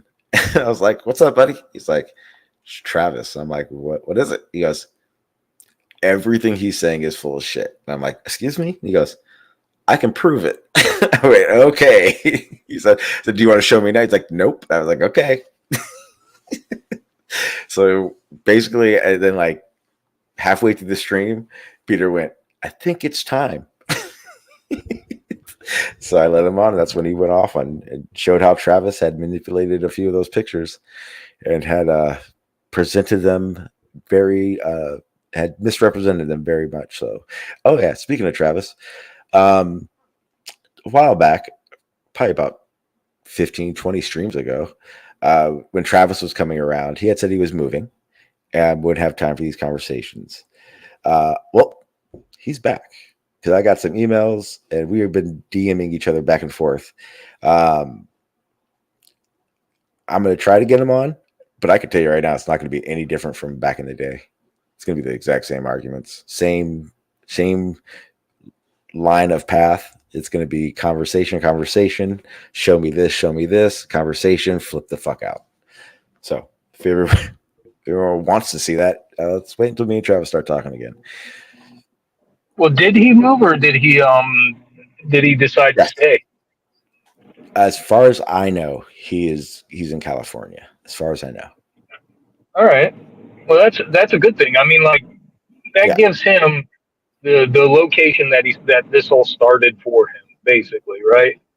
Well, actually, no, it started in Maryland originally. No, wait. Yeah, but no. Well, he has Maryland stuff, but his claim to the ether band fame started from the California coast. Okay. Yep. Yeah. Yeah. And I couldn't remember which one started it all off because he had gone from the Anacapa Islands to the Chesapeake Bay, right? And Yeah, just kind of kept switching between,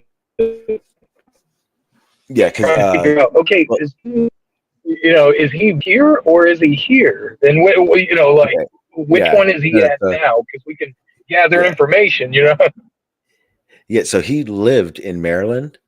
Um, I know why. I don't I don't want to say exactly why because I don't know if I've never heard him say it out here, so I don't want to say why. But he had a reason to be in California periodically. So he did spend a lot of time in California. So all his California stuff were when he needed to be in California. But he was based in Maryland. But now I think I know for a fact. Well, I don't know for a fact because there sounds like some doubt. But last I talked to Travis, um, you know, through text messages on our phones, he was moving to California and he wouldn't be around for a while. Yeah, he came in here Oh, and said that. oh, is he? Is he? Um, so as he said in the chat, so the flat Earth thing was it? It's not was. It is. It's a big thing. Um, It's a very big thing, actually. It's on the I would say downfall now, but it's pretty big. And right now, what's going around the community is a guy named Will Duffy. A I see evidence for a billionaire. Most will say millionaire. Um, is giving free trips to Antarctica to observe the 24-hour sun. So that is the big push going on right now, and like all that shit. Like, oh, here's a good example, Izzy. All you know, all the drama that happens on those other things. What do you guys call it? On this is other YouTube channels that I've been going to and been on panels. They call it the panelverse. Never heard the shit before. It was crazy. Flat Earth has that drama too. And right now they're in the mix of a big dramatic situation. It's pretty funny. But yes, it Well, is. It is. they've also had like communities shut down completely because like they've you know either the server has been nuked some way or another, or the content just isn't there because people are just like, well, you're not really saying anything more than what you said 3 years ago. Yeah. Well, I can tell you right now. So here, I'll answer this real quick. Izzy asked, what's the point of it? On the inner shell of it, or on the outside shell of it, they will talk to you as if it's the shape of the Earth. But this is what I now know. Flat Earth is just that sandwich I was talking about earlier. It's the shell, but all it really means is come into this world of where conspiracies happen. Um, Typically, you must be a conspiracy theorist to then find flat Earth and then think Earth is flat, et cetera, et cetera. But ultimately, it's just all the conspiracy theories you can think of encompassed into something they call flat Earth. That is what ultimately flat Earth actually is. Nothing more, nothing less. And generally, it relies on the fact that you at some point in your life when the flat Earth was introduced, you had a some sort of traumatic experience, and it associates itself with that. You know, That's not true. I don't I know. didn't have a Like, traumatic. I didn't have a traumatic experience. well, Matter of fact, I didn't. My traumatic experience happened after flat Earth. So then you the mean when argument. you switched over, like switched back to the globe?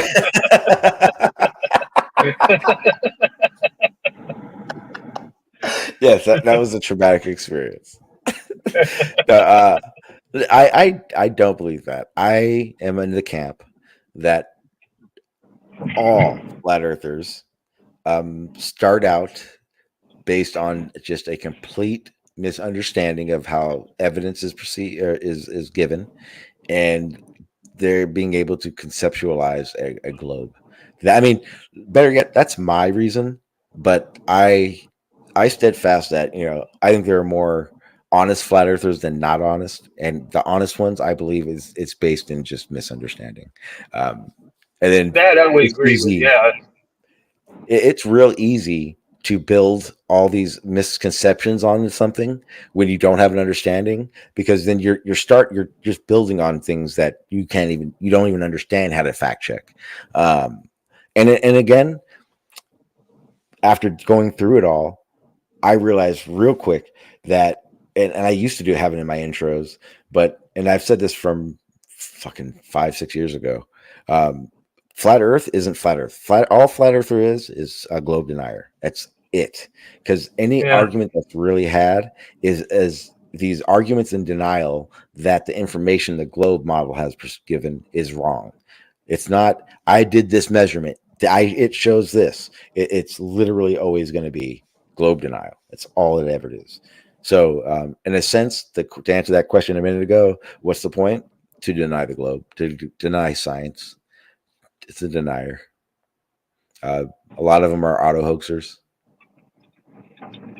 See, on my end, and this is from an outsider view, a lot of because I've asked quite a few flat earthers about it, and usually the story starts off with something happens in their life, and they start questioning things, and that's when they're vulnerable, and somebody picks up and says, well, the Earth is flat, and then they give them like some website or YouTube. Well, it's never really a website; it's usually a YouTube video or something, and they give it to them, and they're like, oh, this and that and everything, and they're like, oh yeah, the Earth is flat, and then they stay in the echo chamber for so long that they can't get outside of it. They can't conceptualize, like you said. They just mentally they can't get that 3D picture in their head, and so they're stuck with it.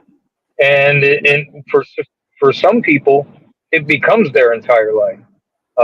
They can't get out of it because it would break their, basically break their brain, because their entire reality hinges on the Earth being flat or just denying the globe. Well, what also happens, and it was something that I actually noticed was happening to me, is you get so comfortable looking for the alternative answer that your alternative answer then needs alternative answers. And when that happens, no matter what information you get, even if it's good information that even sounds right, in your brain, you're already trying to see why it's wrong. And when you do that, you never come across the right answer. All you're doing is looking for holes in everything. And you then build a false premise on what you're thinking is happening. It took me, and this is going to sound ridiculous to a lot of people, but this is the reality of it. It took me a year and a half to understand what gravity was before I could think gravity was wrong. It took me 8 months to realize that all my alternatives were wrong. Wasn't that I was denying gravity and didn't have an argument. It wasn't that I was just saying gravity is wrong. I was trying to figure out how it could be something else. And all those paths took me that long to understand them, to realize where that brick wall was. To me, that's not a bad thing. But when you put that into a mixture of it has to be, because that's what flat earthers like to say. They like to say people think it's a globe because it has to be. The reality of it is that it has. That's the explanation for flat Earth. It's flat because it has to be. There is no explanation beyond it. It's just the reality of it. Yep, and I think that does highlight the difference. The if you're actually searching for the truth, then you can put some mathematics behind it. You can take measurements. You can find more information on it. If you just flat out deny it, then all bets are off, because you don't necessarily need any evidence to prove you right at that point. It's just denial. Yeah. No, Izzy. So Izzy says, plenty of people go through tons of things every day. They don't think it's because the Earth is flat. True, but it's just one thing that encompasses that. People that don't trust governments are easy to get to, because if science is lying, then then the globe could be a lie as well. It'd be a premise they'd run on. Good afternoon. You're on now, Yespin. Hey, what's going on, guys? How you doing? No. Yeah, so I was listening to that guy Sanchez, and I was just wondering, like, I just like to see where everybody's head is at. But so what do you guys believe? You guys believe you guys believe the Earth? Last I heard, you guys were talking about the Earth model. So, but you guys believe like the global Earth, or you guys believe like flat Earth, or what do you guys believe? We're both believe it's a sphere. I was a flat earther at one time, though. So that's what I was talking about, and generalizing that part of it. But we're both Glovers. Right, right. Sometimes I think, like, would you guys ever be open to the possibility that it's a globe Earth, but it's at the center, so we're not actually moving. You know what I mean? Like a geocentric. Like a geocentric model, exactly. I understand the concept behind it, except for I think once we put ourselves in a position of going into space, that idea was lost. I'm okay. Like, like, how do you mean? Oh, you're One of the talking about key like when they took things, the photos. yeah, all of the above. Because what happens is, if you only have one reference point, say on Earth, what happens is things, your perception of things are going to be skewed. But once you are able to leave that reference frame, you're able to then get a better picture of what's actually happening. So satellites and anything that would observe off of this reference would be a reason. Okay. The one thing I'd say that will obviously come off a little bit nutty, but and I guess people like Sanchez would probably say this too, is like, you know what I mean? I mean, I wouldn't I can't necessarily believe, all the photos unless I go up there, and I understand. I mean, I get it. Like, the reason is because my worldview is like I have like a Plato worldview. You know what I mean? Like I think we're in the cave still. You know what I mean? Okay. I would actually agree with you, and I say this a lot, and Glovers hate when I do this. I also agree that NASA sells the F out of space. But in the same token, I'm not really talking about the pictures, except for the observable movement of the celestial bodies around us is more what I'm saying. So just the fact that we are able to reference these things from Earth and off of Earth, it gives me a better idea of what the objects in the sky are doing. True. So what I would say to that is that, when I say it's at the center, I don't think it would. When I say it's geocentric, I wouldn't say that it would it would it would debunk any of the physics, but in terms of all the celestial bodies moving around and things like that. But because if you are at the center, the model still works. I believe the model still works. Like, so, the stars and everything, the solar systems, everything would still work. I don't know. I could be wrong, but I don't know what you guys think. Well, once you get into the math of it, and this is the problem with the geocentric ideas. Once you get into the math of it, the planetary movements don't work, and that was a large issue that they had to overcome, throughout time in order to figure out that it was a heliocentric world. I mean, did they though? Because the only time it changed was when Galileo apparently said, I think, was it Galileo? I forgot who proved the heliocentric model, but I think he was the one who proved it. But before that, they had geocentric. The only reason why it kind of like I never necessarily got into the math myself, but I mean, I did a little bit of like, I studied in university. Like, I don't want to get into all that, but I just feel like, I've tried to look at the math. I haven't done any calculations like that, but I just, you can kind of think about the math, and the math itself. I don't know. It doesn't really go that far. We don't have to debate on that, but I was just gonna say that I just find it really weird that the Catholic Church is the one that pushed out. First, they said no to the geocentric model, and then they accepted it. So that to me is kind of weird, because you guys know history is written by the victors, right? So we don't, Yeah. a lot of things manipulated too, right? So I don't know, that kind of gets to me. I don't know, that rubs me the wrong way. So, are you saying that just because the Catholic Church approved the message of the heliocentric world, that we should question that? It's not just because of that, but I question it because of because of the fact that science is treated as a religion at this point. Like, with like COVID was treated because of science. It's you know what I mean. It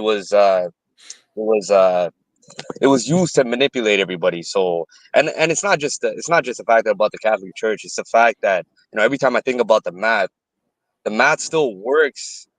The math, like, nothing would change. Like, you guys could enlighten me on what the math would change for, but I don't really see the math changing. And we could go a little bit deeper into the little deeper into science and things like that. But yeah, that's basically why I question it. Well, do you think all of the lunar eclipses are explained by the geocentric model? Yeah, they are. My fault. I didn't want to cut you off. What's up, guys? I'm just saying hi. What's up, man? I heard somebody said, yeah, they are. I don't know. Yeah, I stated that. Yeah, it's always been that way. I mean, we've been calculating these things since the beginning of time, right? So it's not a surprise. I don't know why. We've been calculating regular lunar eclipses, but the one I'm specifically speaking of is, and forgive me if I get this wrong, the selenium lunar eclipse. That one's not Selenium? explained in. Yeah, that one's not explained by the geocentric model. It's not explained by the heliocentric model. What do you mean? Well, it is in the heliocentric model that the mathematics actually worked out for it. In the geocentric, it doesn't go over it. If the math works out for heliocentrism, there's obviously, like, it's the same thing. You just change reference frames, but it should work the same thing, dude. Exactly. Well, the moment you start changing reference frames, that takes away the idea of a geocentric model. But we still use that's how I always understood it. Because I always understood that, and it correlates with the times, that the idea that we lived in a geocentric solar system would be based on the fact that we were only looking at it from here, and from here it looks like. It appears the sun is moving around us. It appears the moon is moving around us. It appears that all the stars are like, it's a reference frame situation. So I'm not sure, Yespin, I'm not sure if you feel this way, but the only way to keep hold of that is to acknowledge only one reference. But the second you leave that reference, you'd be able to tell or not, at least. You should be able to, right? But here, I mean, I need. Yeah, go ahead. I don't want to cut you off. I wanted more context from Sarok, right? He's saying that there's more like precise lunar eclipses, but you could just Google lunar nodes, right? So these lunar nodes are cross sections on each side of the Earth, right? It's like the plane tilted at 5 degrees. But anyways, there's 2 points, and those 2 points are never going to change, and it's always been the same. And I don't know why you're inventing new solar eclipses for your model only. It feels kind of I'm not inventing anything new. Like, these are phenomena that are recorded through history. So the invention of things isn't up to me. This is just going strictly off of the information that we can all gather. Yeah, it's just that, like, I feel the same way too, though. It's like, that's why I was trying to get an understanding from you guys as to why, it would necessarily change if it was a heliocentric to a geocentric. But I guess we could leave that up in the air. But yeah, I've never. I used to be like you guys. I used to be on a geocentric thing. I used to think about. I used to consider flat Earth too. And then I just thought, you know what I mean? Like, why go for the extremes? It Well, doesn't really make any sense. But I mean, Yeah, step back and research it. That's a good. I think that's a good way of looking at it, rather Yeah. than I read just a astronomy book. one-sided. I feel like I have a pretty base take. I mean, I know all about the history. I mean, do you guys know about the Tycho Brahe system and Oh, his assistant, et cetera, et cetera? It was like, I was going to ask you a question. You brought up AI. You brought up the noids, the lunar noids, and I was looking at it. That would just be the point. The reason those wouldn't change, because that would just be because our reference frame. At some point, that those paths are going to cross from our reference, and that's always going to happen. That doesn't distinguish between a heliocentric or a geocentric model. but it's always been used for a geocentric model, and they still use it. They still use the Earth-centered system, right? So why would you just like claim that your model's special because, I don't know, you're just claiming stuff. But doing that is because we Only are certain coming from here. instances We still are the reference. Yeah, we're always going to be the reference. Yeah, and only in certain instances will you use the geocentric idea as a reference frame. When you start getting outside of our local area, you have to start taking into account the movements of the heavenly bodies. Everybody does that, though. I mean, they're all already taken into account. It's already all well documented throughout the years. yeah, We don't even have to do But anything. you wouldn't have to do that once you left the reference frame if it was the way you're saying. And they do move. Right. There is a procession there absolutely is a procession. Yeah, the precession of the equinoxes. Yeah, I know it's 1 degree every 72 years. I'm aware of that, but that's still from the way the stars shift around us. It's like it's perfectly equidistant, basically. And then you guys are gonna tell me, no, it just looks that way. We're just very small. The universe is very big. But I mean, everything hints towards it. Okay, go ahead. Well, if you look at like the North Star's position continues to change. Now, in our reference frame from where we are, it doesn't appear to change that much. But the further away you get, the further, let's just say you went the other way and you were looking back at Earth, Earth would be all over the place compared to that. Well, that's you're kind of assuming we could leave the reference frame and look at the Earth from basically we never even live stream the solar system, right? They should be able to get like some kind of satellite out there. Wait. When you say live stream the solar system, what is that? What do you mean? Like outside of our solar system? Just look at Earth through its orbit, dude, or just anything, right? But we have the closest thing that we have to the closest thing that we have to the outside of the solar system would be Voyager 1 or 2. I can't remember which one. I think it's fake. 1. They're both fake, bud. And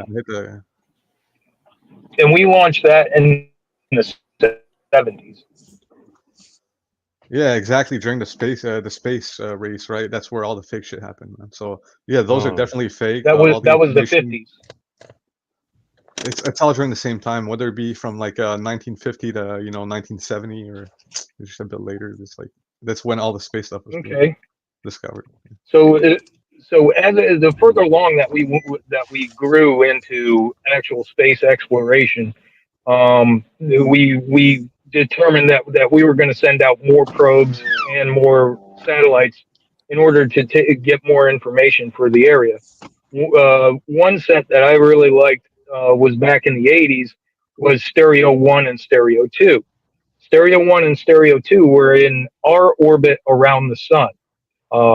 So you had one on the front side of the Earth as it's in its rotation or orbit around the sun, and one on the back side of the Earth as we're in our orbit. And both were pointed at the sun to gain more information concerning the sun, so that we could make determinations such as like the actual mass of the sun and stuff like that. So those two just being set into the same orbit as Earth definitely put us into a position where we can say that we are in orbit around the sun. I disagree, but sure. I mean, if Okay. you just Google satellite, they're all CGI, bro. It's like it's really phony. Like you said, you were talking about. Okay, I got it. Okay, go ahead. Yeah, I'll show you. I'll pull. You want me to pull up a satellite? No, sure. But I mean, like he was talking about, during the space age, yeah, of course, we probably sent something up there and we got more information, but we already know, we can't really, leave and shit. But, I mean, you guys disagree with Wait. me there, but Oh, I think we did this before. When you say leave, how far out into what we call space? Good afternoon, Izzy. How you doing? Good. How are you? I'm doing really good. So, AI, how far away from the surface can we go? I mean, we can go. What did they send? Like they had a Polaris mission, right? They went like at what 700 kilometers. I mean, it's pretty high, but that's not nearly as far as because radiation starts being deadly just above 750 kilometers or something like to me. I think like anybody dies if you go there, right? And that's probably why they strategically, right before the exosphere is when they stop because. Okay, so we have satellites within that range. So satellites in Leo orbit at an altitude of 160 to 2,000 kilometers above Earth's surface. So what you're saying are Those are all breadcrumbs. CGI. No, those are breadcrumbs. But again, you said they're CGI, but those are satellites that we can observe. Voyager. Anybody who says that they're outside of the exosphere, which is the the most outer limit, whoever claims to be like beyond the magnetosphere, I think is full of shit. But yeah, of course you can have spacecrafts, right? Spacecrafts are only above 100 kilometers. So, but again, there's no people. 100 kilometers. That's when you go from aircraft to spacecraft, right? There's a physical boundary that the physics change, right? So we have rocket scientists. Oh yeah. Where you're talking about the boundary where planes can no longer fly, right? The Kármán line. Yeah. Okay, but you've acknowledged the ISS is beyond that, haven't you? Yeah, I know it's at 450. That's a spacecraft though. That's not an aircraft, dude. Right. But we're not talking about aircraft. Okay, well, 400 kilometers is really not even far, man. Like it's in the thermosphere. Like I said, there's layers to this shit. It's like okay, that perfect. Okay, now what is that barrier again that you're talking about that Voyager 1 couldn't have possibly gone past? Oh, yeah, like I said, the magnetosphere, and we don't even need them anyways because we can get all the information from this. We can be on their surface to get all the information we need.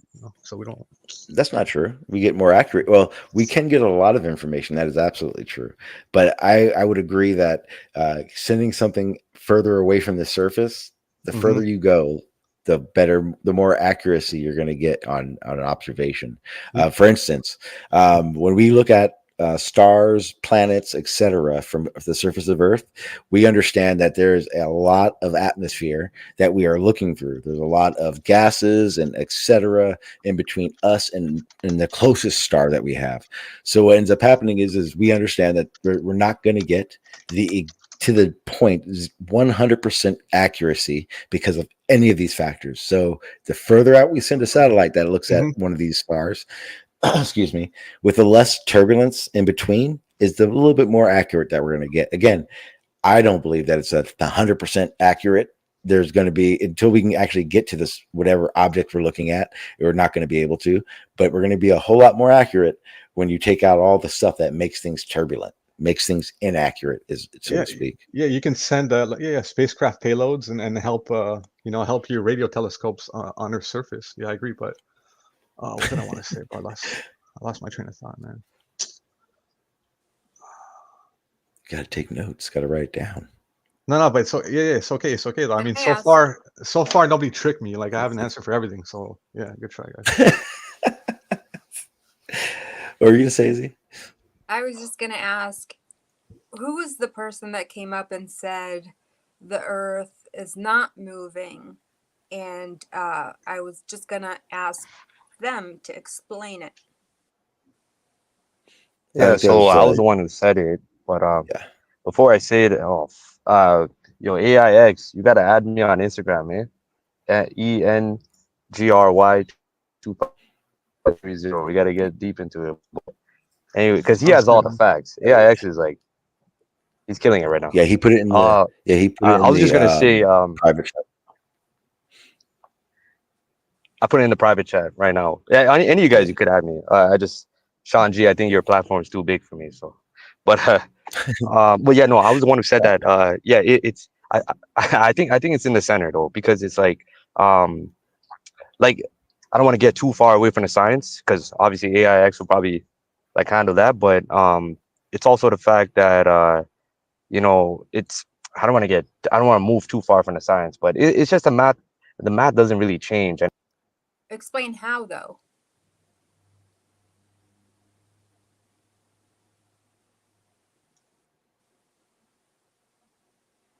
Isn't there a kinematic and dynamic equivalence? Did everybody Can go you guys silent? hear me? Yeah, we can hear you. Oh, okay. Can I ask you? You said that you've gone to a university, you've studied. Can I ask about your major? I think he said he didn't want to get into detail with it. Just the major. I don't want to know which university.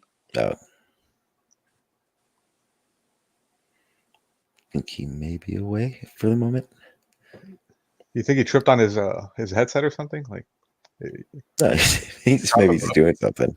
He's probably just doing something. Did you want to continue on AI until he comes back? Yeah, no. Hello, can you guys hear me? Yeah, there you go. Yeah. Now yeah. I was gonna say no. I just did engineering. Wasn't anything crazy. Well, engineering is a lot of math. So can you explain how the Earth is not moving? I mean, I can't really like. All I could tell you is that okay, because everything that you're telling me is something that was fed to you, right? Even everything I learned in engineering is fed to me. Even all the constants, they're all assumptions, right? All assumptions made so that all the math could work, so that you know what I mean. The system, whether not be fed to you, math is math.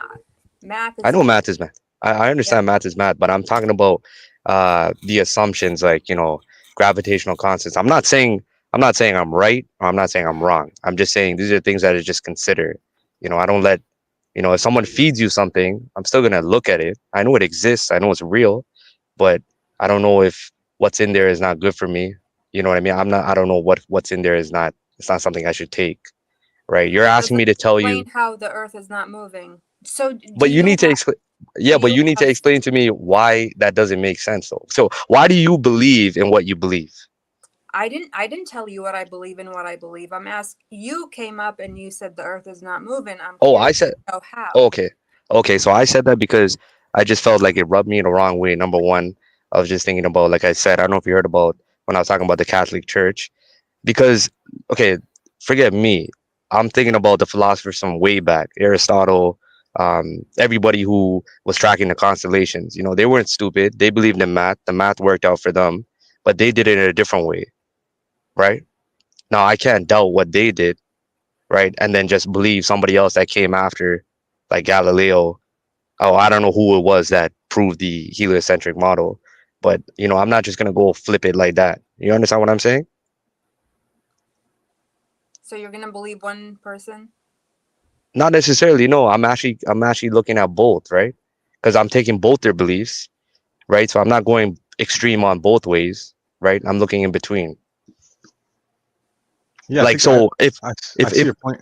Go ahead. You know what I'm saying? Like I would have been a flat earther, or I would have been a straight up globe believer who believes that it's moving around the universe. But I'm like, you know what? Let me think about both. Maybe both sides have something that they really want to say. Maybe both sides are debunking things that make sense, right? Yeah, I'm still not sold on why the Earth is not moving, but that's okay. Okay, let me ask you one question. Let me ask everybody in the panel one question, and you guys got to answer right away. There's no Googling, no nothing. Okay. All right. Everybody, AIX, everybody. I'm gonna ask you a question. You guys gotta tell me quickly. So let's say you're moving in a car. You're driving in a car. All the windows are closed, right? Mm-hmm. And you have a helium balloon tied to the bottom of the floor. So it's suspended in the air, but it's tied by a string to the ground. and all the windows are closed and you're driving forward, which way does it move? Forward. Forward. Yeah. Okay. Which like what about the other guys on the panel? I don't know, the lady who was speaking. I don't know what she Oh, I thinks. She thought I probably. already answered. What did you say? Forward. Okay. So a lot of people that I asked, they genuinely would think it will go backwards, but it goes forward. Now, if it goes forward, when I think about that, I'm thinking about, okay, if all the windows are closed, that's kind of like the atmosphere, right? It's like the Earth moving through the universe. Now, the physics that we know of how the universe, how the Earth moves through the universe, doesn't make sense when you think about that helium balloon example, right? You guys see what I'm saying or no? It's a yeah. It's a lot. It's a logic. It's a logic. Fuck. What's it called? Fuck. It's Tip a of my thought tongue. experiment. It. It's a thought experiment. Thank you. Yeah. It's a thought So it's experiment. Yeah.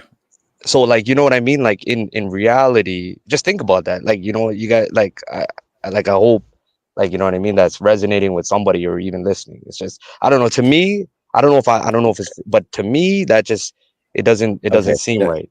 You know what I It mean? makes sense. Okay. I think I And understand. So is it? I still I'm gonna don't try to get steal it. man. Oh, I'm go gonna ahead. try to steal man for him. I'm gonna try to steal man it for him.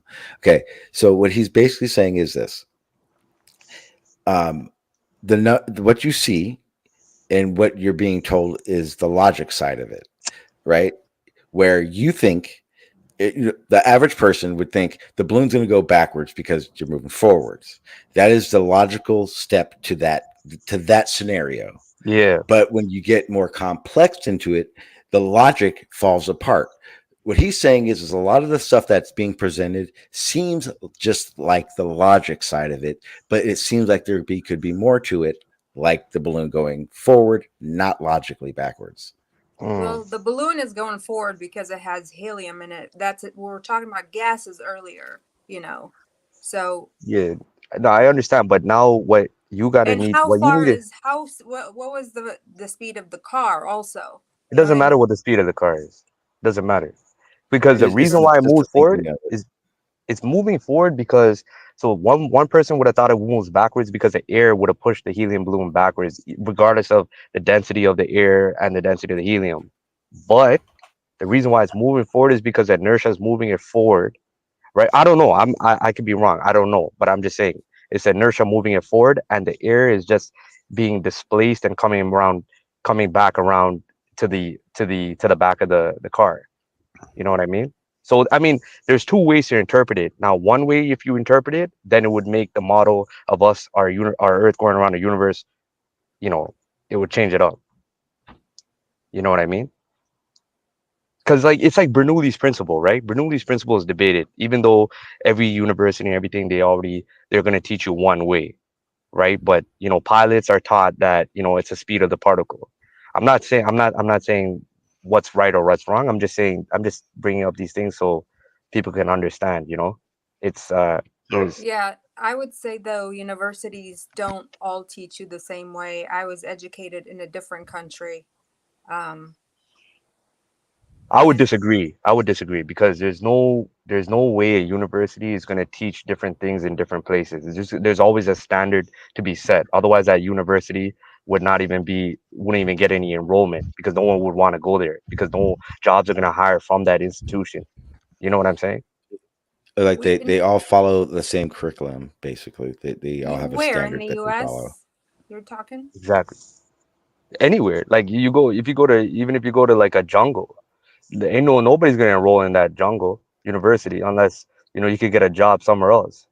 Well, it depends on what you're studying, but math is universal. You are correct on that. Math.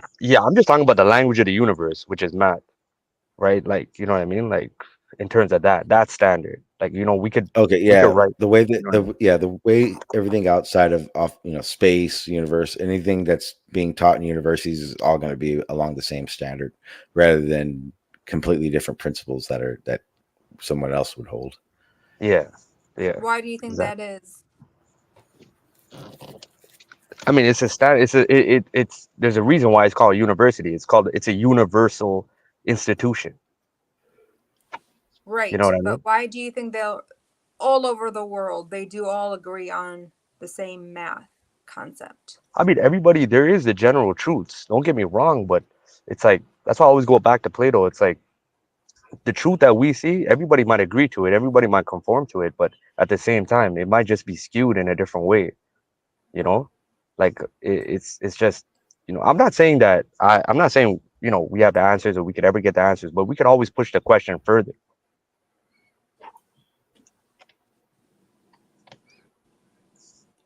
Yeah. I think that's actually really important to do. I agree with that totally. That's one of the things I still do. That's I enjoy pushing back on the what I call the mainstream thought of things, just because Yeah, like it isn't always just black and white. exactly, exactly. Like that's why I love even listening to. That's why I even asked AIX. You gotta add me up on Instagram because he was putting me on, and when you guys are giving me questions, part of me I was fumbling here and there, but I try to stand on my ground and because I just know that certain things when they don't make sense, like in math, it's like there's just no way you can get around it. So, but yeah, it was interesting. It was definitely a entertaining topic though, for sure.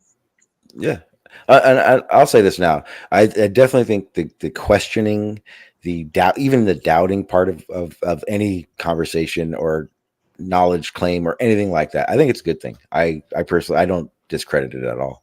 I think I don't think we would be where we are as humans without those.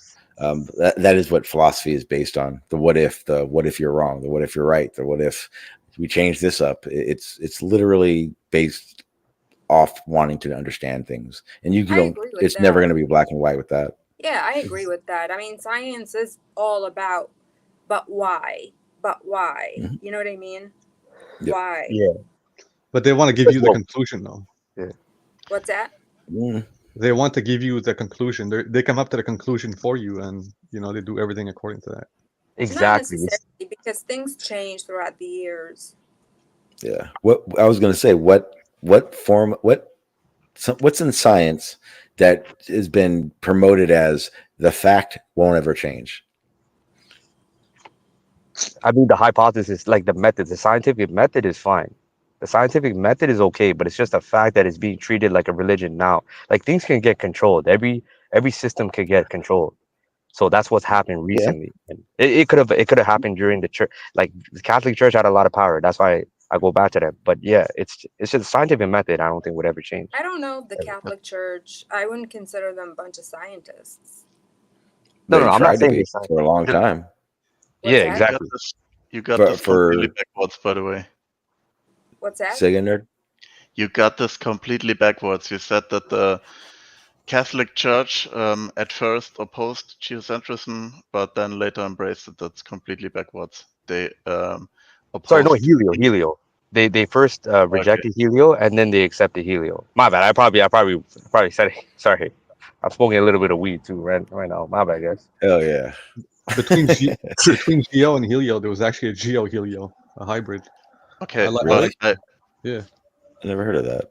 Oh, you're let, putting me on. I like that. let me make a point here, please. I researched this actually. What the stance of the Catholic Church on the solar system model is, and it turns out they didn't actually adopt heliocentrism as a doctrine.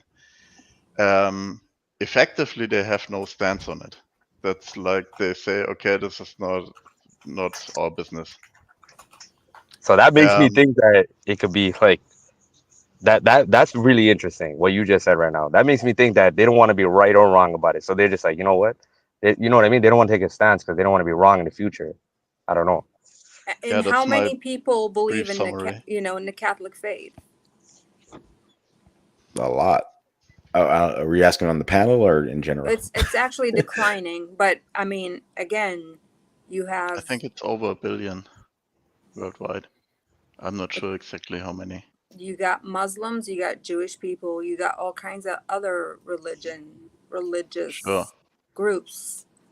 So that whole Catholic faith analogy, not necessarily, But I don't know. I sorry, wouldn't stand on it. I didn't mean to cut you off, but like there's only there's the only there's everything's a country. Every place in this world is a country except the Vatican City. And I could be wrong. I think the state of Palestine, but Vatican City was always like that for a minute. It's a sovereign state. It's literally they don't follow anybody else's rules. No, I understand that, but not again, back to not many people believe in the Catholic faith. It's not about the belief, it's about the power that they have. So it's like, Well, the belief, the ideology is still the same. They believe in, I could be wrong, but they believe in one creator and things like that. And there's a whole bunch of other stuff, obviously. But I'm just saying the ideology, as long as it's similar, right? I don't know, maybe, but I mean, yeah. it's ideology, and then you use the ideology to have power. But that's a whole different that's a whole different other topic. But I'm just saying it's about the power. It's about the power they have over thought, I basically, could or the say Yeah, universal thought. I could say the knowledge is same power. thing about, Islam and the Jewish faith. They all have their own powers. I mean, I don't necessarily. I'm not pushing back on any of this stuff. It's like, like Sean said, like, you need to have people to discuss these things, and things like that. I'm just, we're just, just making aware of the fact that they had this power before. I don't know if they have the same power now. I'm just saying they had it Yeah. before. No, So I agree with you. We're just discussing things, and I hope that I'm not coming. Yeah, I hope that I'm not coming very strong, and I don't want you to think that I'm just pushing back. I think you're CIA straight up, Eh, but it's gonna be real. But trust me, I'm very. I know a lot of people are probably on this panel are too. Like I'm questioning every single thing, even the people I talk to. good. So You should Is the question. CIA Catholic? CIA, you know what I think CIA stands for, but this is gonna get very controversial conversation. I'm sorry, Go Sean, ahead. but I think it stands for the Catholic Intelligence Agency. Really? Okay. Oh, What you're not even evidence do you have? close, but I'll take it. But I mean, like, it literally means CIA, like, as in, like, the Yeah, A it's is in the pyramid. Central. Yeah, C is like, actually seeing I, like CI, the seeing Right. I eye, know what you and then mean. A is the pyramid, Oh, right? So A is the pyramid. That's where the I is in the A. A is the hey, pyramid. it's You a talk about like pyramid. the on Never the thought back of of the that dollar actually. bill thing. Yeah. You're just talking Hmm? about exactly. Yeah. Yeah. My bad. My dog started barking, so I had to get up for a second. Oh no, But you're I good. heard the last. I heard the last Amazing. 30 seconds. So Yeah. my general impression is that you have a distrust of power or people in power, and then everything kind of gets meshed together, and everyone who has power is part of them, and they're somehow out to get you. Because, like, I don't know if you guys read ever, like, Plato's, like, books, but Plato would even say, like, the world, when it's really truly ruled, it will be ruled by philosophers. But that's hasn't been the case. Maybe it has been some time ago, but you know what I mean? Hmm. Like, it's Yeah, once it's ruled by tyrants, it's over. Well, there are of course a lot of things wrong in the world or bad. But the problem I have is this jump from there are things going wrong in the world and people do bad stuff to there is one organization, one shadow organization that controls it all. And that I'm not saying that's your claim, but I kind of get the impression that you're also that this resonates with you, this idea. Yeah, for sure, for sure. But I would say I would say that if you were to be looking for something, that would be exactly what you would be looking for, isn't it? Then we would go into the examples of we know the Vatican, and just specifically for the Vatican, we know the Vatican used to jail and kill people for not having their same views. We know the Vatican is an untouchable, essentially. We know the Vatican takes in a lot of money. Vatican even has its own laws for its area and all that kind of stuff. That's an influence of power that could do a lot, and to not question how much they could do, I think is to the detriment of the cause. Oh, totally. Yeah, We had one archbishop here in Germany who spent like 20 million euros on a new mansion that officially was this new administrative building or something, but it was there was a big outcry then, and a lot of people said, if that's the priorities of the Catholic Church to give their bishops the nicest homes, then I'm not sure if I want to be a member of this organization anymore. Wow, I'm not even surprised. Yeah, I think I love this part. I do think there is a quote unquote elite that makes the decisions. I don't think it's the Vatican. I know the Vatican plays a big part in a lot of the world decisions. A lot of people may not want to agree with that, but it's fucking true. They do. But I think it's not far fetched to think that way. Here's where the problem is, because I don't trust my government either. Yespin. I don't at all. Yeah. There are aspects I definitely trust, but there, for the most part, I have distrust is a better way of saying it. The only issue starts here. And this, I learned this real quick.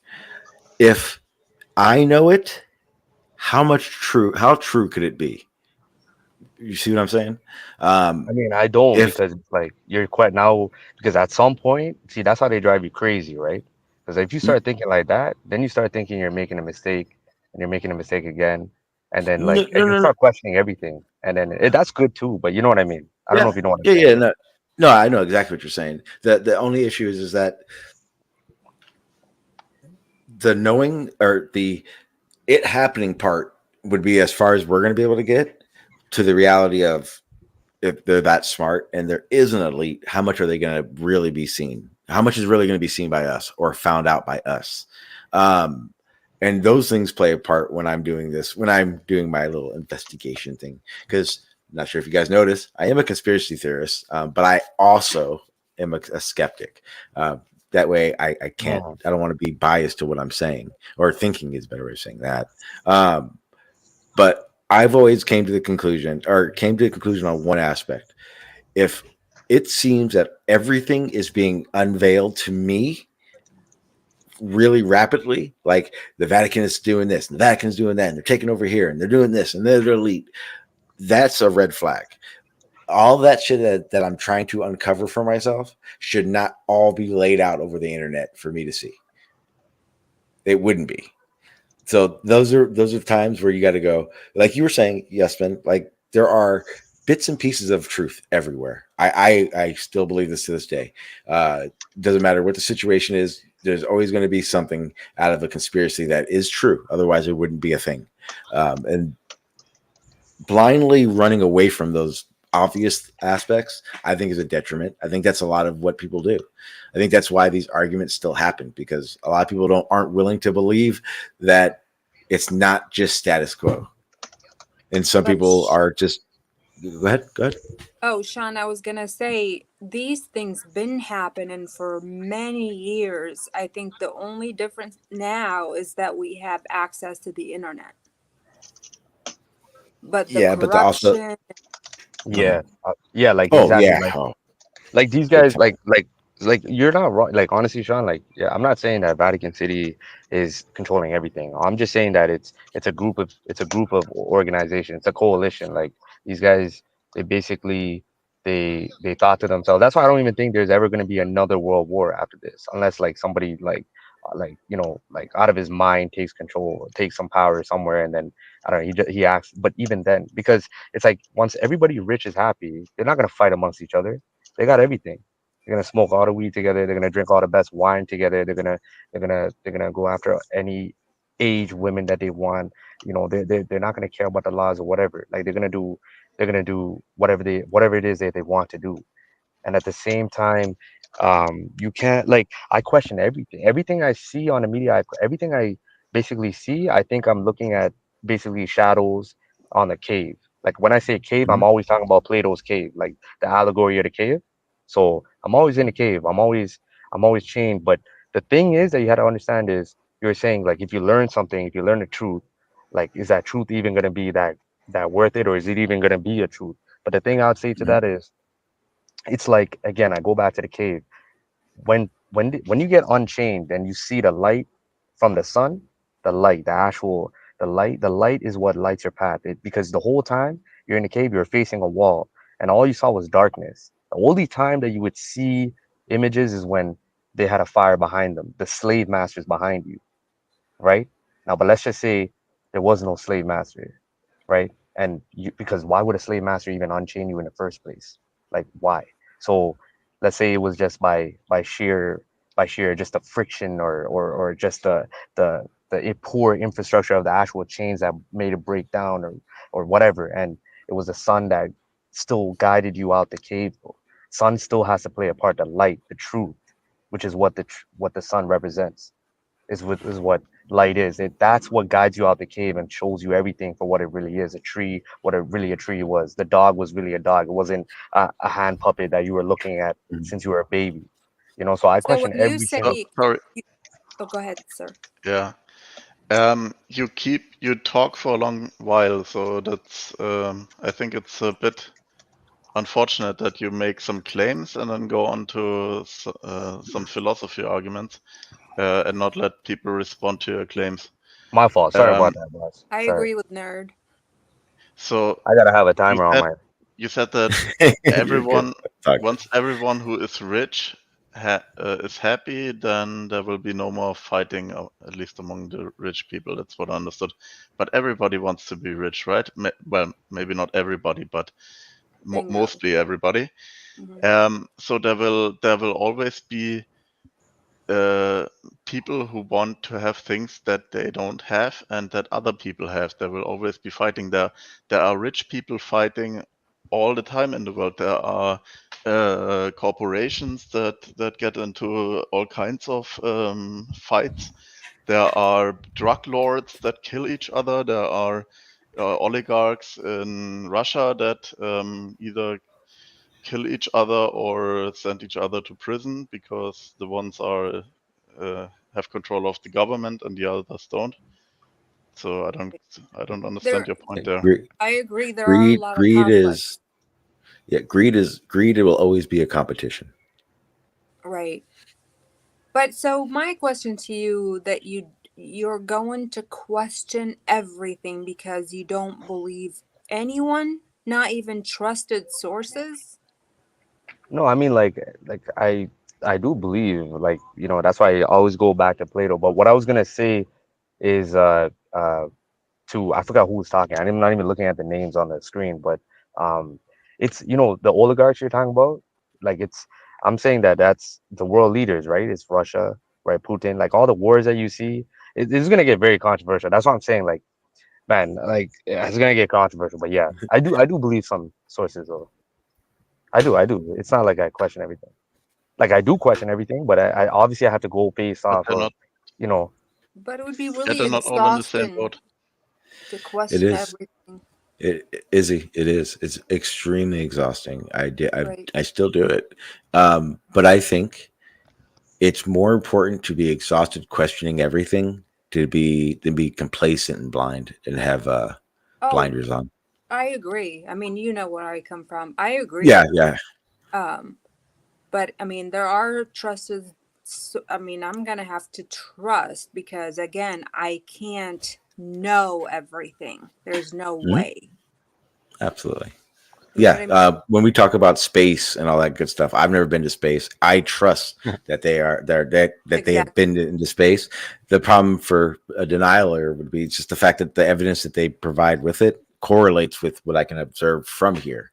So that's Bingo. why I know the ISS is there. That's why I I and never said it look, wasn't. It's ready? just not very high though. You acknowledge the height they say it's at. Sure. Okay, so then I'm where still, are we I'm, in I'm still, disagreement? I'm still thinking if there's humans in it, right? That's one thing. But yeah, if there is, like, it That's doesn't another matter because story. but it Sean, doesn't that's matter what it anyway. is, right? That's a gray area, right? Like, that's the truth. Like he wasn't arguing with. He's just trying to he's not denying everything. Oh yeah. Like that's why I hope you guys don't think I'm denying everything. Like there No, is no, no. like I limit, can see that you're not, Yeah. and I think that's why the questions are being asked because I see where you're coming from. I've gone down this path. I still do this path, but I can see why people are asking questions because you're when you're telling people explaining two different paths at the same time, and everyone's going, I don't get it. I don't see why you're saying this, but I get what you're saying. It's everyone has greed. Like I was saying, greed is a competition. Everyone's going to be greed. His distrust is in the fact that people with power know they have power and they use it and for nefarious ways. And because of that, he has to question everything. It's not fun. It's exhausting. It's very exhausting. But the reality of it is there are little things that you get to find out and realize are true that you wouldn't have prior to that. Because I'd much rather be down this path of questioning everything than complacent about it and not realizing anything. But it'd be less stressful. I know that. Right. So, in talking about Earth, whether it's flat or round or Or a whatever, simulation, or we're inside a black hole, etc. Yeah, there's so much. rectangle, how is that going to affect my daily life?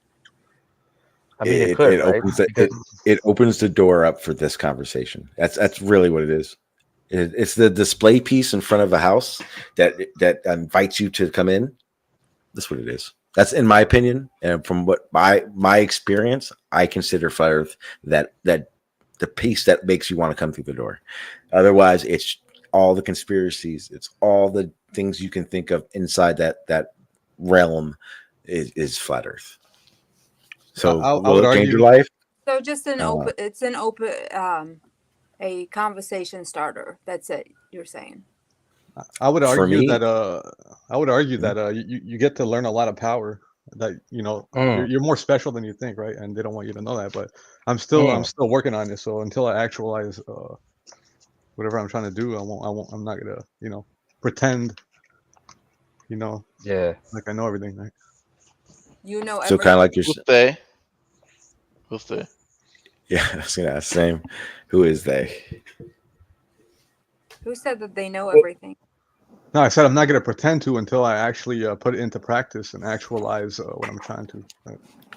But yeah, of course, like you're more special than you think, right? That's what How I you're think. gonna put it into practice? Are you gonna go to space?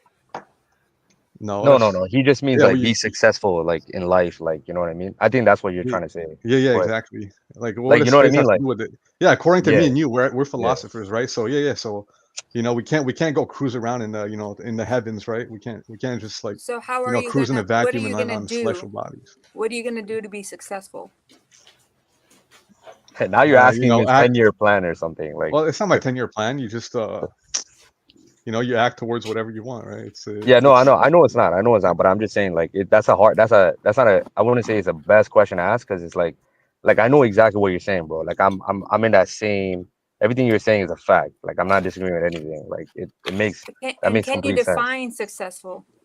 No, like not just like you know what I mean. Just able to sustain yourself, and you know what I mean. Take care of your family for like I'm talking about like generations to come or something like that. But I don't know if you're trying to trap me into a conversation about money, but No. it's not like I prioritize money or anything. But That should be a given. That's a priority to take care of your family. That's not being successful. That's literally your job. Does that make sense? Our job to take care of our families. yeah, well, you know what the law of attraction is, even though I don't agree with attraction, right? But yeah, that law, like just putting that into play, right? And just manifesting your reality in the way you want it, right? Creating new reality tunnels, breaking pattern, you know, breaking How that do you do negative that? loop. right, We all, right. yeah.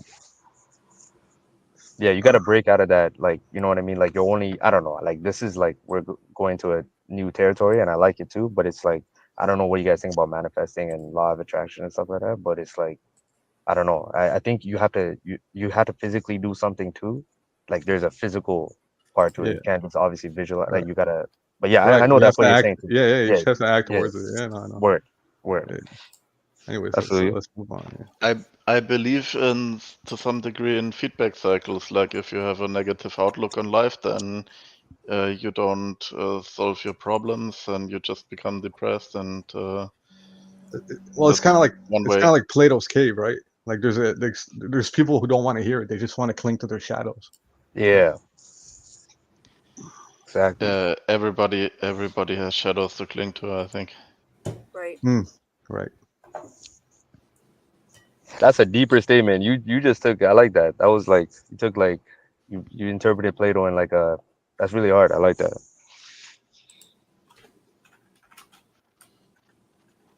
That's why I think they came out with that. I know this is good. I'm just saying this because everybody went quiet, but I think that's why they made that kids toy Play-Doh. Like they try and make that into they try and clown that concept and like that name. They try and belittle it. You know what I mean? But it's like I don't Yeah, know. like what is that? What was it called? Stretch Armstrong. I heard that name. I forgot. I don't know who that is though, but I remember. I know that name. Like it's familiar. It's the Play-Doh person. It's the person that you can like. It's like the stunt dude that you can make his arms all long, and he acts like it's like Play-Doh. He's made out of Play-Doh basically, and so you can move him around and bend him any way you want. Oh, true, true, true. Stretch Armstrong definitely left welts if you hit people with him. Such a. This is true. This is very true. I just meant like I just meant on the name, like you know the play on the name, like the name Play-Doh, just like how they try and dumb it down. They want certain concepts just to be just looked down upon, just like you know how we're all saying like they're trying to make us seem insignificant. That's why you know this And goes all the way back to that space question, I don't because if feel and every that again, way. my question: who is they? Yeah, exactly. Who are they? Who's they you keep referring to? I don't feel like I'm in oh you know. no, no. Oh, did I say they right now? Oh, I probably did, but it's every time I say they is I'm talking about the organizer, the group of people right now in power. I know exactly who they are, but I don't want to say I know exactly, but I know I have a feeling I know who they could be. I'm not saying it's all that. I'm not even saying it's their race of people are bad or anything like that. It's just you know when people get power, they get corrupted, and you put a bunch of them together, you never know. But I don't know if that's true or not, but I think that's what's happening now.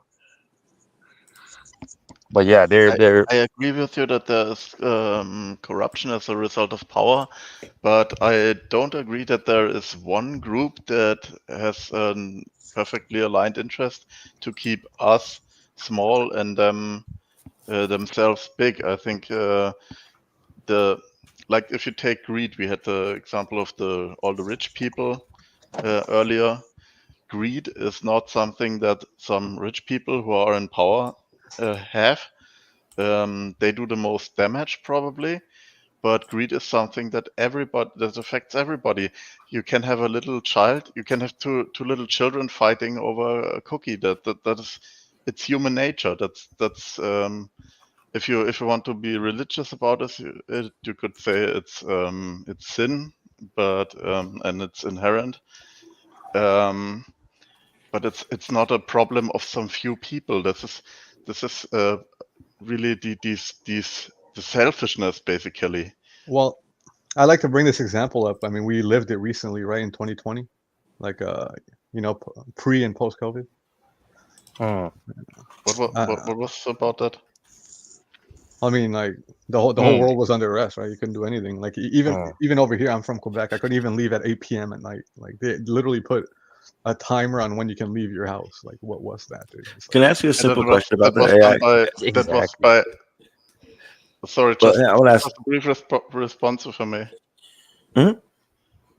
That was by and large, at least here in Europe, that was by democratically elected governments. And yeah, of course, you can argue that the system is not perfect, that the elections are a bit wonky or something.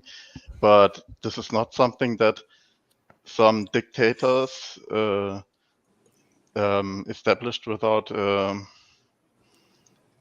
that we government never owns got the to choose. media, and the media mind control the masses. No, I agree. the government in Germany does not own the media, it owns so to say a part of the media. There is, but that is mostly at the state level. For us, they have quite some influence over the public broadcast, but we also have private broadcast, and it's just an overgeneralization. Yeah, but the problem with that is uh, For you to have any information on what was going on around the world, you have to have gotten it through the media. And at that time, the media was placating a storyline for us to all live on. Whether it was fear, whether it was good information, we got it from the media. And that's where the problem started, because we also know that they're full of shit. So then it became a question of, do we trust what they're saying or do we not trust? Why are they full of shit? Sorry, because they're an entertainment site. And I'm specifically talking about the United States media. It's an entertainment source. It's not a news source. I could agree with some of but that. oh, sorry. That doesn't mean that everything that they say is wrong. What they said about COVID aligned with the scientific, with the scientific data that was available at the time. Some of it didn't age well, but that's what happens when you're dealing with an acute situation. You don't have all the answers already. Yes. But what was happening is they came in the beginning, they came at us like, this is the fact. This is what we need to do, the blah, blah, blah, blah, blah. What ended up happening is as time went on, they got more accurate in their understanding of it. And then the narrative changed on it. But the problem started with it. What we're saying is fact. And that narrative was pushed onto people, which gave them worry, gave them a false narrative of how to handle the situation. I get that it happened very fast, and I get there was no time to really plan for this, and that's a lot of what happened. But the problem is that it wasn't open to the public like this. It wasn't open to the public until this is all over, because during that time you were getting people online talking about people who weren't getting the jab are fucking killing people, and then you were getting people on the other side going, if you get it, it's killing people. And the reality of it was there was truth in everything. Yeah, I agree with that. I have a completely different opinion on this. I think if everybody would have stayed home for 10 weeks or whatever, then this could have gotten quickly under control. And I know this is utopic, but it is really the reason why it spread, why it took years, why the situation lasted for years, is because a lot of people. So either the politicians didn't want to go as far as they could have because they didn't want to lose all the support they had from the public, or because some people ignored the rules because they didn't believe in them, or they think their rights were violated. The problem with Here's this, the problem. Hang on. I want to get this out. Hang on. The problem with that is this, because in twofolds, this would happen. To solve the problem, we would have needed extreme measures. And you said it yourself. The problem started when politicians started worrying about their polls than the people. So what happened, and specifically in California, this happened. Instead of keeping people locked down, because I was going to say this to AI earlier, if you knew you were going to walk into a building full of people that you knew had the flu, would you walk into that building? No, you fucking wouldn't. So the realization is that keeping people away from each other was the realization, because people are stupid and they cough on people and they do stupid shit. But the reality of it is, and this whole crux of it is that it showed us that questioning them is necessary, because if we hadn't questioned them, it would have got a lot fucking worse, because questioning them is what made them revise what they were saying. Well, this was a do you think it was an experiment? problem, Okay, go ahead, though. Izzy. We cannot control the entire world. You know what I mean? This was a worldwide issue, and every country was telling their people something different. Something a little different, yeah. Very true.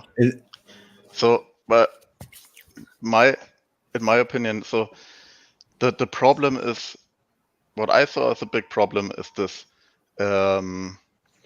this oscillation. Like, we're going from complete curfew to, okay, we've gone too far, let's remove all the rules. And then we get another spike in infections, and then we go back to curfews and whatever. And this just didn't help. That so what should have happened is there should have been a decision. Either we are really taking this seriously and taking all the measures. And even if this gets pushed back from the voters and we won't be in office next time, so as the politicians, or we go the libertarian route, basically what some Scandinavian countries did. They had a lot of infections and deaths also, but at least the people didn't complain about being deprived of their freedoms. There should have been a decision made and then stick to the decision. This is what they teach everybody who goes to management school. Once you've made a decision, you commit to it, you don't question it at every step and don't try to reverse it at every That step. also would have hurt a ton of people, their businesses, their income, their families. People are going to be hungry, starving, dying. You know, there's so many things that you can't just stay home. You know what I mean? But Well, I think, you think which outcome would have been worse though? I don't think COVID, I think, again, it's a strain of flu, like the flu, you know. Or I it's don't think it cold. would. What's that? I mean, it's cold. Right. It's a strain of flu or, you know, just a different strain. No, it's a no, different thing. It's a cold. It's a flu and a cold aren't the same things. It's a different virus. It has flu-like symptoms, but the mortality of COVID was in the beginning much higher than influenza, like Higher 10 times higher. higher with the people that have underlying issues or obese. Yeah, they There were don't reasons deserve. for it. These people don't deserve to live, I guess. No, absolutely No. they don't deserve to live. But, you know, that goes back to another problem is that people need to take care of themselves. You know what I mean? yeah, exactly. Yeah. But, you know, a cold is, but Sean, you said it's not the flu, it's a cold, but it is a virus that mimics the flu. Mimics like has mimic symptoms like, but it doesn't mimic it. You wouldn't catch it. The flu vaccine wouldn't do anything for you. Well, same as the COVID vaccine, it doesn't do anything for you. You can still get it. It- I actually yeah, like, but it's responsible. As far as I know, its responsibility would be to lessen, not stop. same with the the flu shot. Exactly. Right. yeah. Well, and it's also based on both of them. Both vaccines are the flu shot and the COVID shot are both based on the variant that happened previously. Right. So all of the everything that happens afterwards is all new. Yeah, But I think you highlighted a couple different things that did add to the issue, such as the opinions coming out from the media, and you know them highlighting the opinions more than they highlighted the actual facts. That was something that we had to deal with from both the media and our politicians. You know, and when they finally started bringing out the actual you know science behind it, it put quite a bit of skepticism onto what they were telling us because it kind of contradicted what we were seeing or what we were told was happening. So the immediate distrust was there, and then on top of that, you start with a lockdown. You know, automatically, you know, everybody that's like, you know, it's martial law and everything like that. Like, you know, that adds to it. Then on top of that, you have like the elections in the U.S. and stuff. Like it was just a perfect storm of just madness, right? And you know you had to wade through to get to the information, whereas it could have been presented in the very beginning, you know, basically just a running list or something of things that we did understand. Yes. Yeah. The problem, or one of the big problems I see is that these entire discussions, so of let's say liberty versus public safety, these were done at a time when they should not have been necessary. These discussions, so the possibility of like a pandemic with a certain mortality rate, is well known. We had pandemics. We had the Spanish influenza, for instance, that killed like I don't know, 18 million people or whatever. I don't remember the number. Anyway, this is not a new phenomenon. There have been a lot of infectious diseases that have killed a lot of people, and the discussion of what needs to be done in case if should have been had a long time ago, and we should have established some sort of consensus about how to proceed there. Maybe there's always going to be some, let's say, a certain degree of judgment or evaluation, like is this disease really dangerous enough to trigger some level of response? But basically, we should have already, as a society, in the majority, agreed on the necessary steps in such a scenario, and not started arguing when it happened. Would you guys agree with a pandemic tax? What do you mean? So we start paying a pandemic tax so that if this happens again, everything gets shut down. Because ultimately that would have solved the problem, right? If we were all just stay separate away from each other and let it play itself out, it would have ultimately lessened, right? It would have been the worst fucking year ever, but it would have been a year, not 3. But why would we do that? Big Pharma already benefited from all of this. Why would you want to give the government more money? Because the situation, and I don't want to, but I'm devil's advocating it. And the understanding for me in this would be that rather than giving Big Pharma this option for a big money grab, it would put them in a situation where they have to do it now, and it wouldn't be for money.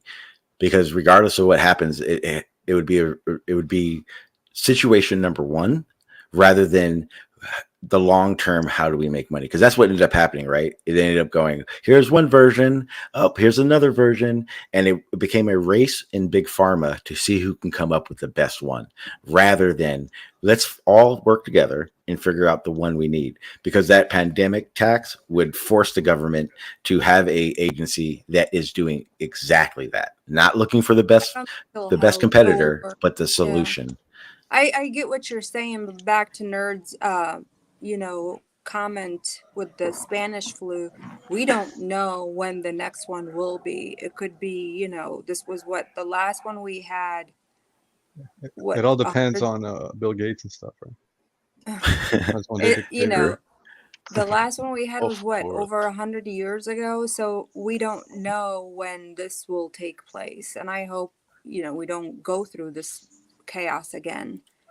So well, there's probably going to be a simulation about it, because there was I don't know if you guys know about Event 201, right? Event 201. So they all simulated this with the computers and technology right before it happened, right? So they knew exactly how it was going to roll out. Even their epilogue, they explained everything, and it was identical to what happened. They simulate the weather too. That means that the weather must be. No, there's that. You could actually look it up. You could actually it's actually all there. Well, there is. Right. There is absolutely weather manipulation. Yeah, but there are absolutely weather manipulation. 100% fact. But you think the whole world was in on it? Let me respond, please.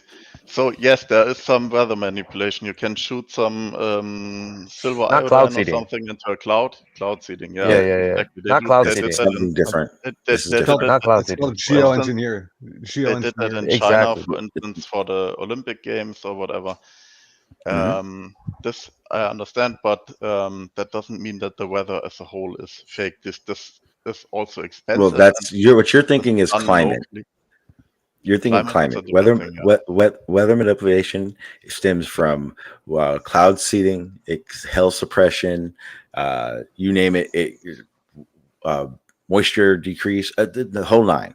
But when I talk about weather modification, I'm talking about also the realms of lightning. I'm talking about a little bit larger than local. If you make a place have a monsoon rain, it is different than a cloud seeding aspect. It's a different realm. When you talk about hurricane suppression, that is a weather modification that is different from just a seeding aspects. Exactly, like tsunamis. Like, they can trigger a tsunami, not just like, they can just trigger one, right? They can just No. create an explosion. I don't know, but like Well, I'm pretty sure they can. you're really going to hate this one then, because they can trigger earthquakes. That's what I'm saying. You That's what I said. can. That's how they do. That's why, like, I rather call it geoengineering because of the Okay. fact that It's In not true. theory, yes. If you know that somewhere the plates are already, let's say, you know that something is going to happen, you can influence the time when with some powerful nuclear weapons. I guess I didn't do Not math. doesn't take that much. exactly. It doesn't take an. Man, that's crazy that you said There's that, bro. actually I have it in my files. I have to find it. But Yeah. when HARP was the thing, and they had the institute up there, they actually explained what happened during one of the situations where they had guys going out for seismic readings. Specifically for oil deposits, when they actually were able to trigger one using these frequencies, because I think they were trying to get 25 miles deep or something like that. I don't remember the exact number. But in doing so, they triggered an earthquake. It's recorded, the epicenter, the time, it all correlates with the readings and everything that they were doing. And it's a known thing. And knowing that it doesn't take nuclear weapons to do so, it doesn't take much. Yeah. Especially Yes, but if you earthquake. are on a fault that's ready. So for the earthquake, for Exactly. a big earthquake, there is a lot of energy in that, and this is like millions and billions of Hiroshima bombs if you do the conversion. And you cannot put all this energy into the ground. So what is happening is that there's Is it already really a stored up. million though? There's Yeah. Hang on. more. I don't have the math ready at the moment, but if you look at the Richter scale is exponential. So for every additional step, you for every one increased by one, you increase like by the energy by a factor of 10 or something. I don't know exactly. Okay, so let me show you why that's okay. Hang on. So If you point hang on, is there is already let me finish this one point, please. okay. There's already a lot of pent up energy. There's a lot of stored energy in the ground. The plates are lodged against each other or something. It's like a spring that is ready to go loose. And then when you have a small impulse, maybe you can dislodge the plates and then it goes boom. Okay, so if you were to put a rock, let's this is the simulation and how they explain it, and it shows why it doesn't take much. If you built a little mountain, right, and that mountain was built out of sand, and you put a boulder on top of that mountain, what you're saying is it would take, let's say you get a sledgehammer and we hit it as hard as we can against that hill. It would take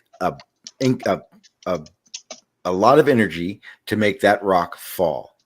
But the reality of it is, and this is how they figured this out with the frequencies, is if you have a high enough frequency for a duration of time, it can do the same thing, and it doesn't take that energy you're talking like a nuclear weapon would produce. You could do this in your house. If you guys put a box, if you built a box, like you have a sub in your car, if you or your home speakers, you could put one up against a box and build sand up against the side of the wall and put a rock and make a flat spot and put a rock. You turn your music on, and as the bass hits, you'll see exactly the idea of what a low frequencies can do to a big something large. It doesn't need to be a big boom to trigger an earthquake or trigger a fault line is what it really would be doing.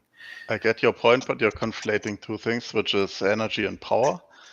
So energy is how much work is required in total, and power is how much is required per unit of time. So you can do the same work with less power and over a longer period of time. I would agree with that. So you're right that we don't have to have it in a sudden explosion like a nuclear bomb, but I think there's definitely some major energy requirement to start an earthquake under normal circumstances. It could be. I'm not that's why a I say trigger. seismologist. I will give you that maybe in some cases it's really on a hair trigger, but then you can also argue if we had done nothing, then it would also have happened probably. And there is the fun line that weather manipulation has. If you can't prove it's them, you can't blame them for it. It's a fun thing. It's due to a treaty. Well, I'll go into it one day always about nice it. to speculate, but I would Yeah, absolutely. preferably see some evidence that they actually do it, not just. I mean, it's literally called an appeal to a possibility. Okay, we want that they're How much doing do you weather think it would cost? modification. By the way, my bad. Sorry, Or that they're triggering I was that gonna they're say, triggering how much do you earthquake. think it costs, like how much do you think it would cost, like to all this, for all the bombs, basically? You were breaking up for me. I'm not sure the last. I don't know. Like, would it be? I think he's Yeah, asking because how like much it would I'm just cost thinking about to the trigger dollar. an earthquake. I think this would depend a lot on the local circumstances. Like if you're doing it on some fault line in some volcanic area, then it's probably a lot easier and therefore a lot cheaper than if you do it like, for instance, here in Central Like a Europe. billion? There's not much going on. So like like 10 billion? Not even close. It'd be way under that. Way This way, under that? fracking So the 100% they're doing just it. simple drilling triggers earthquakes, and that's less than that's in the low million. Wow. Yeah, that's So crazy. Yeah, that's why I'm like, if your goal is to trigger an earthquake, your goal would be to find a fault line that looks like it's ready to go. Two, that means the more spring loaded, so to speak, it appears, the cheaper it's going to be to do. So yeah, I know what you mean. it's a The best number. of It's not a circumstances. number that can be given. Yeah. Sean, do you care if I post my link? Yeah, go ahead. Absolutely, go ahead. Thank you. Get that marketing in there. I'm joking. That's the main reason I do. Oh, go ahead. Yeah, that's the main reason I do. Everyone gets a wrench. It's one, I see you. I acknowledge that you're here. Two, I like I'm not. Everyone share your links. I don't care at all. I want everyone to know everyone exists. Yeah, I do the same thing. I want everybody to share what they are. I'm always willing to listen and seek to understand. I would love for you guys to, sub to my channel. I'm gonna sub to yours as well. Yeah, absolutely. Yeah, Yeah, for Sean. sure. Yeah. Like Sean was saying, yeah, I am an open. I want everyone to have eyes and back and forth. This is not a strict place where I'm like, no, you can't share. It's don't allow to promote your shit. Promote it up the ass, man. Get people looking, get people there. Absolutely. So you have a Discord? Do you have a YouTube or something? Izzy? I do have a YouTube and Discord. I don't know how to share the Discord thing. I'll share your. I'll get it real quick. Yeah, no worries. Like you could even wait it like after the show. It's not a. Well, I'm at it already, and I'm already in our server, so. Cool. I can get the invite for it right now. And you want everyone to have that, or just the people in here, Izzy? Yeah, sure. I mean, they can have it. Okay. So I'll put it in the back chat, and then I'll put it in the stream as well. Cool. I was thinking about making a channel and stuff, but I mean, sometimes I'm always like, it's always about partnerships, right? Like, I don't know, sometimes I just want to do a group thing too, but I think his connection keeps going out. You guys don't. I don't know if you noticed it, but he's been in and out the whole time. Yeah. Yeah. It's a cool dude. Hopefully, it keeps coming around. I am going to go ahead and end this one out. I'm almost at a little over 3 hours now. I got some things I got to do. Is he going to go live today? What's that? Are you going live today? Yes, it'll be tonight. Okay. What time is that going to be? 9 Central.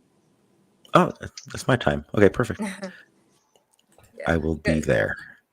Yeah, Good. because yesterday I was gonna jump on, but then I had a bunch. I was like in and out of the room nonstop, so I'd have been the worst panel person ever.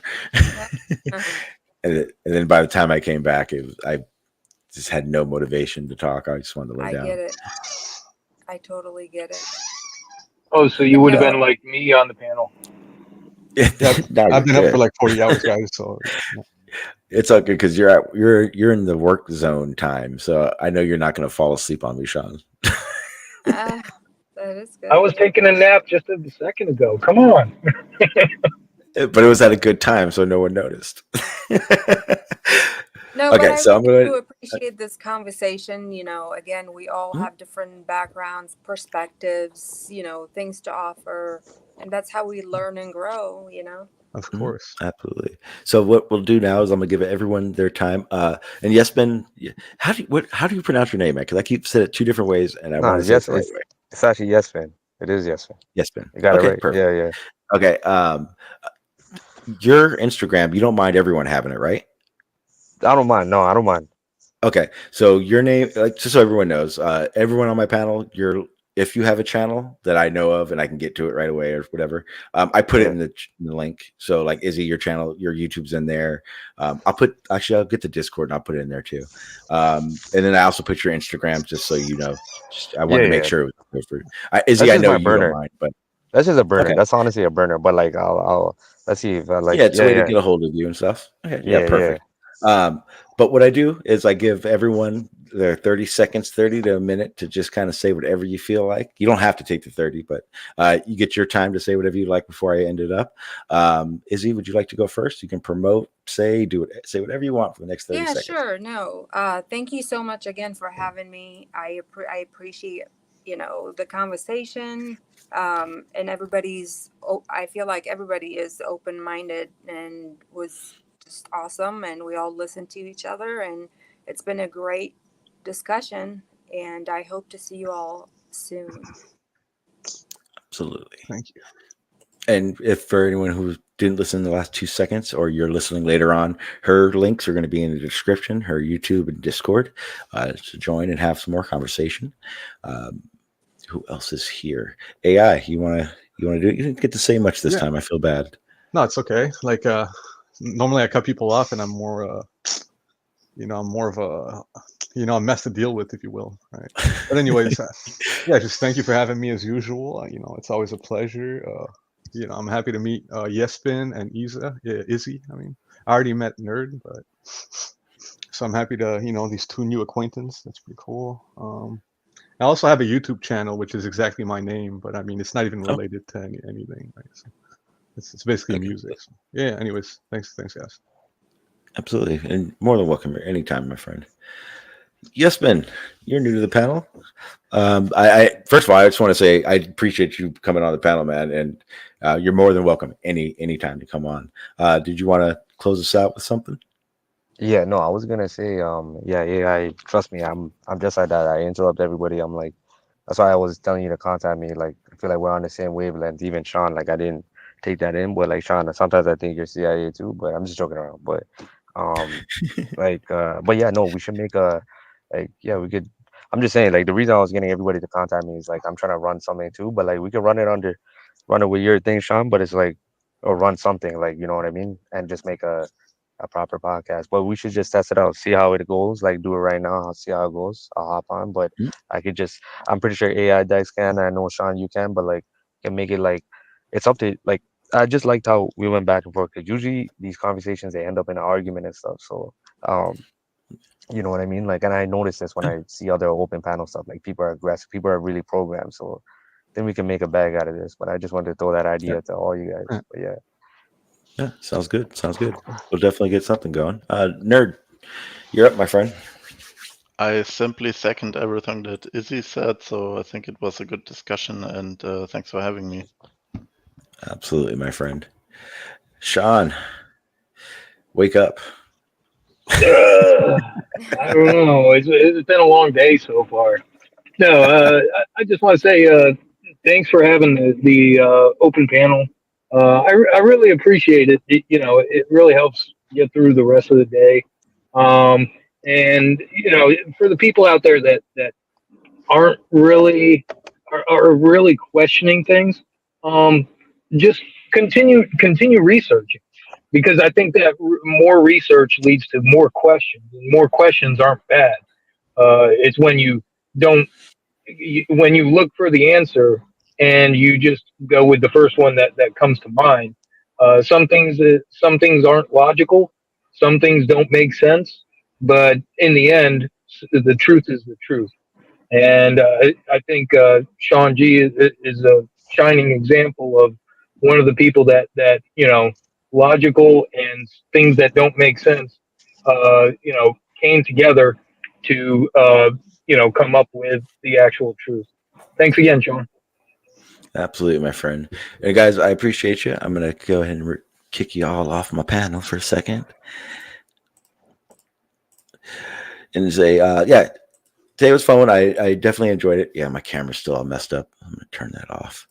Definitely a good conversation. I enjoyed it. Yespin, you're always going to be welcome here. And that's what I want to do. I want to have the place where conversations do get heated. It does happen. You can't get away from it.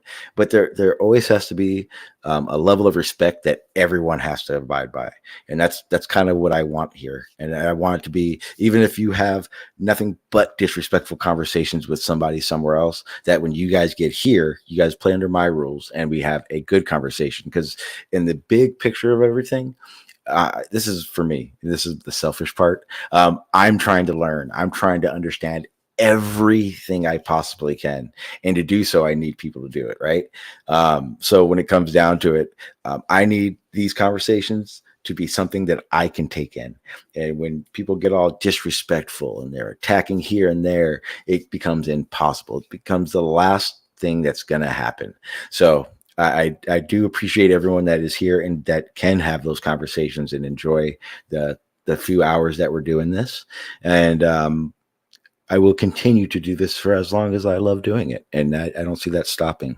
I will be streaming tomorrow for 100% fact. What topic? I have no clue, but I've decided I will be streaming tomorrow. I don't know why. I just decided to.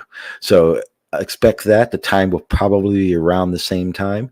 And possibly something may come up because like I said, I am out there looking for specific things to happen on this stream. And if that's a one-on-one debate, that'd be great.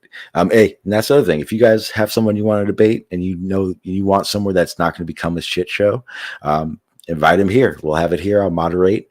If you don't want me to moderate, you can bring your moderator. I don't care. But regardless, the rules will still be the same, where the conversation is going to be had and we're going to try to get a conclusion without all the shit talking. Because unless you're better than me at it, you're not allowed to do it. But with that being said, guys, I'm gonna go ahead and get out of here. I will be finding some more old footage that I had to show you guys. I hope you enjoyed the Bro Sanchez flip out, because I definitely did. And like I said, I have thousands of hours of this crap, of different interactions like this. So maybe I'll just do that and start just finding something and playing it first, and then we'll go into discussion after that. But with that being said, guys, I'm going to stop being so damn long. We're going to get the hell out of here. Peace. If it disagrees with experiment, it's wrong. And that simple statement is the key to science. It doesn't make a difference how beautiful your guess is. It doesn't make a difference how smart you are who made the guess or what his name is. If it disagrees with experiment, it's wrong.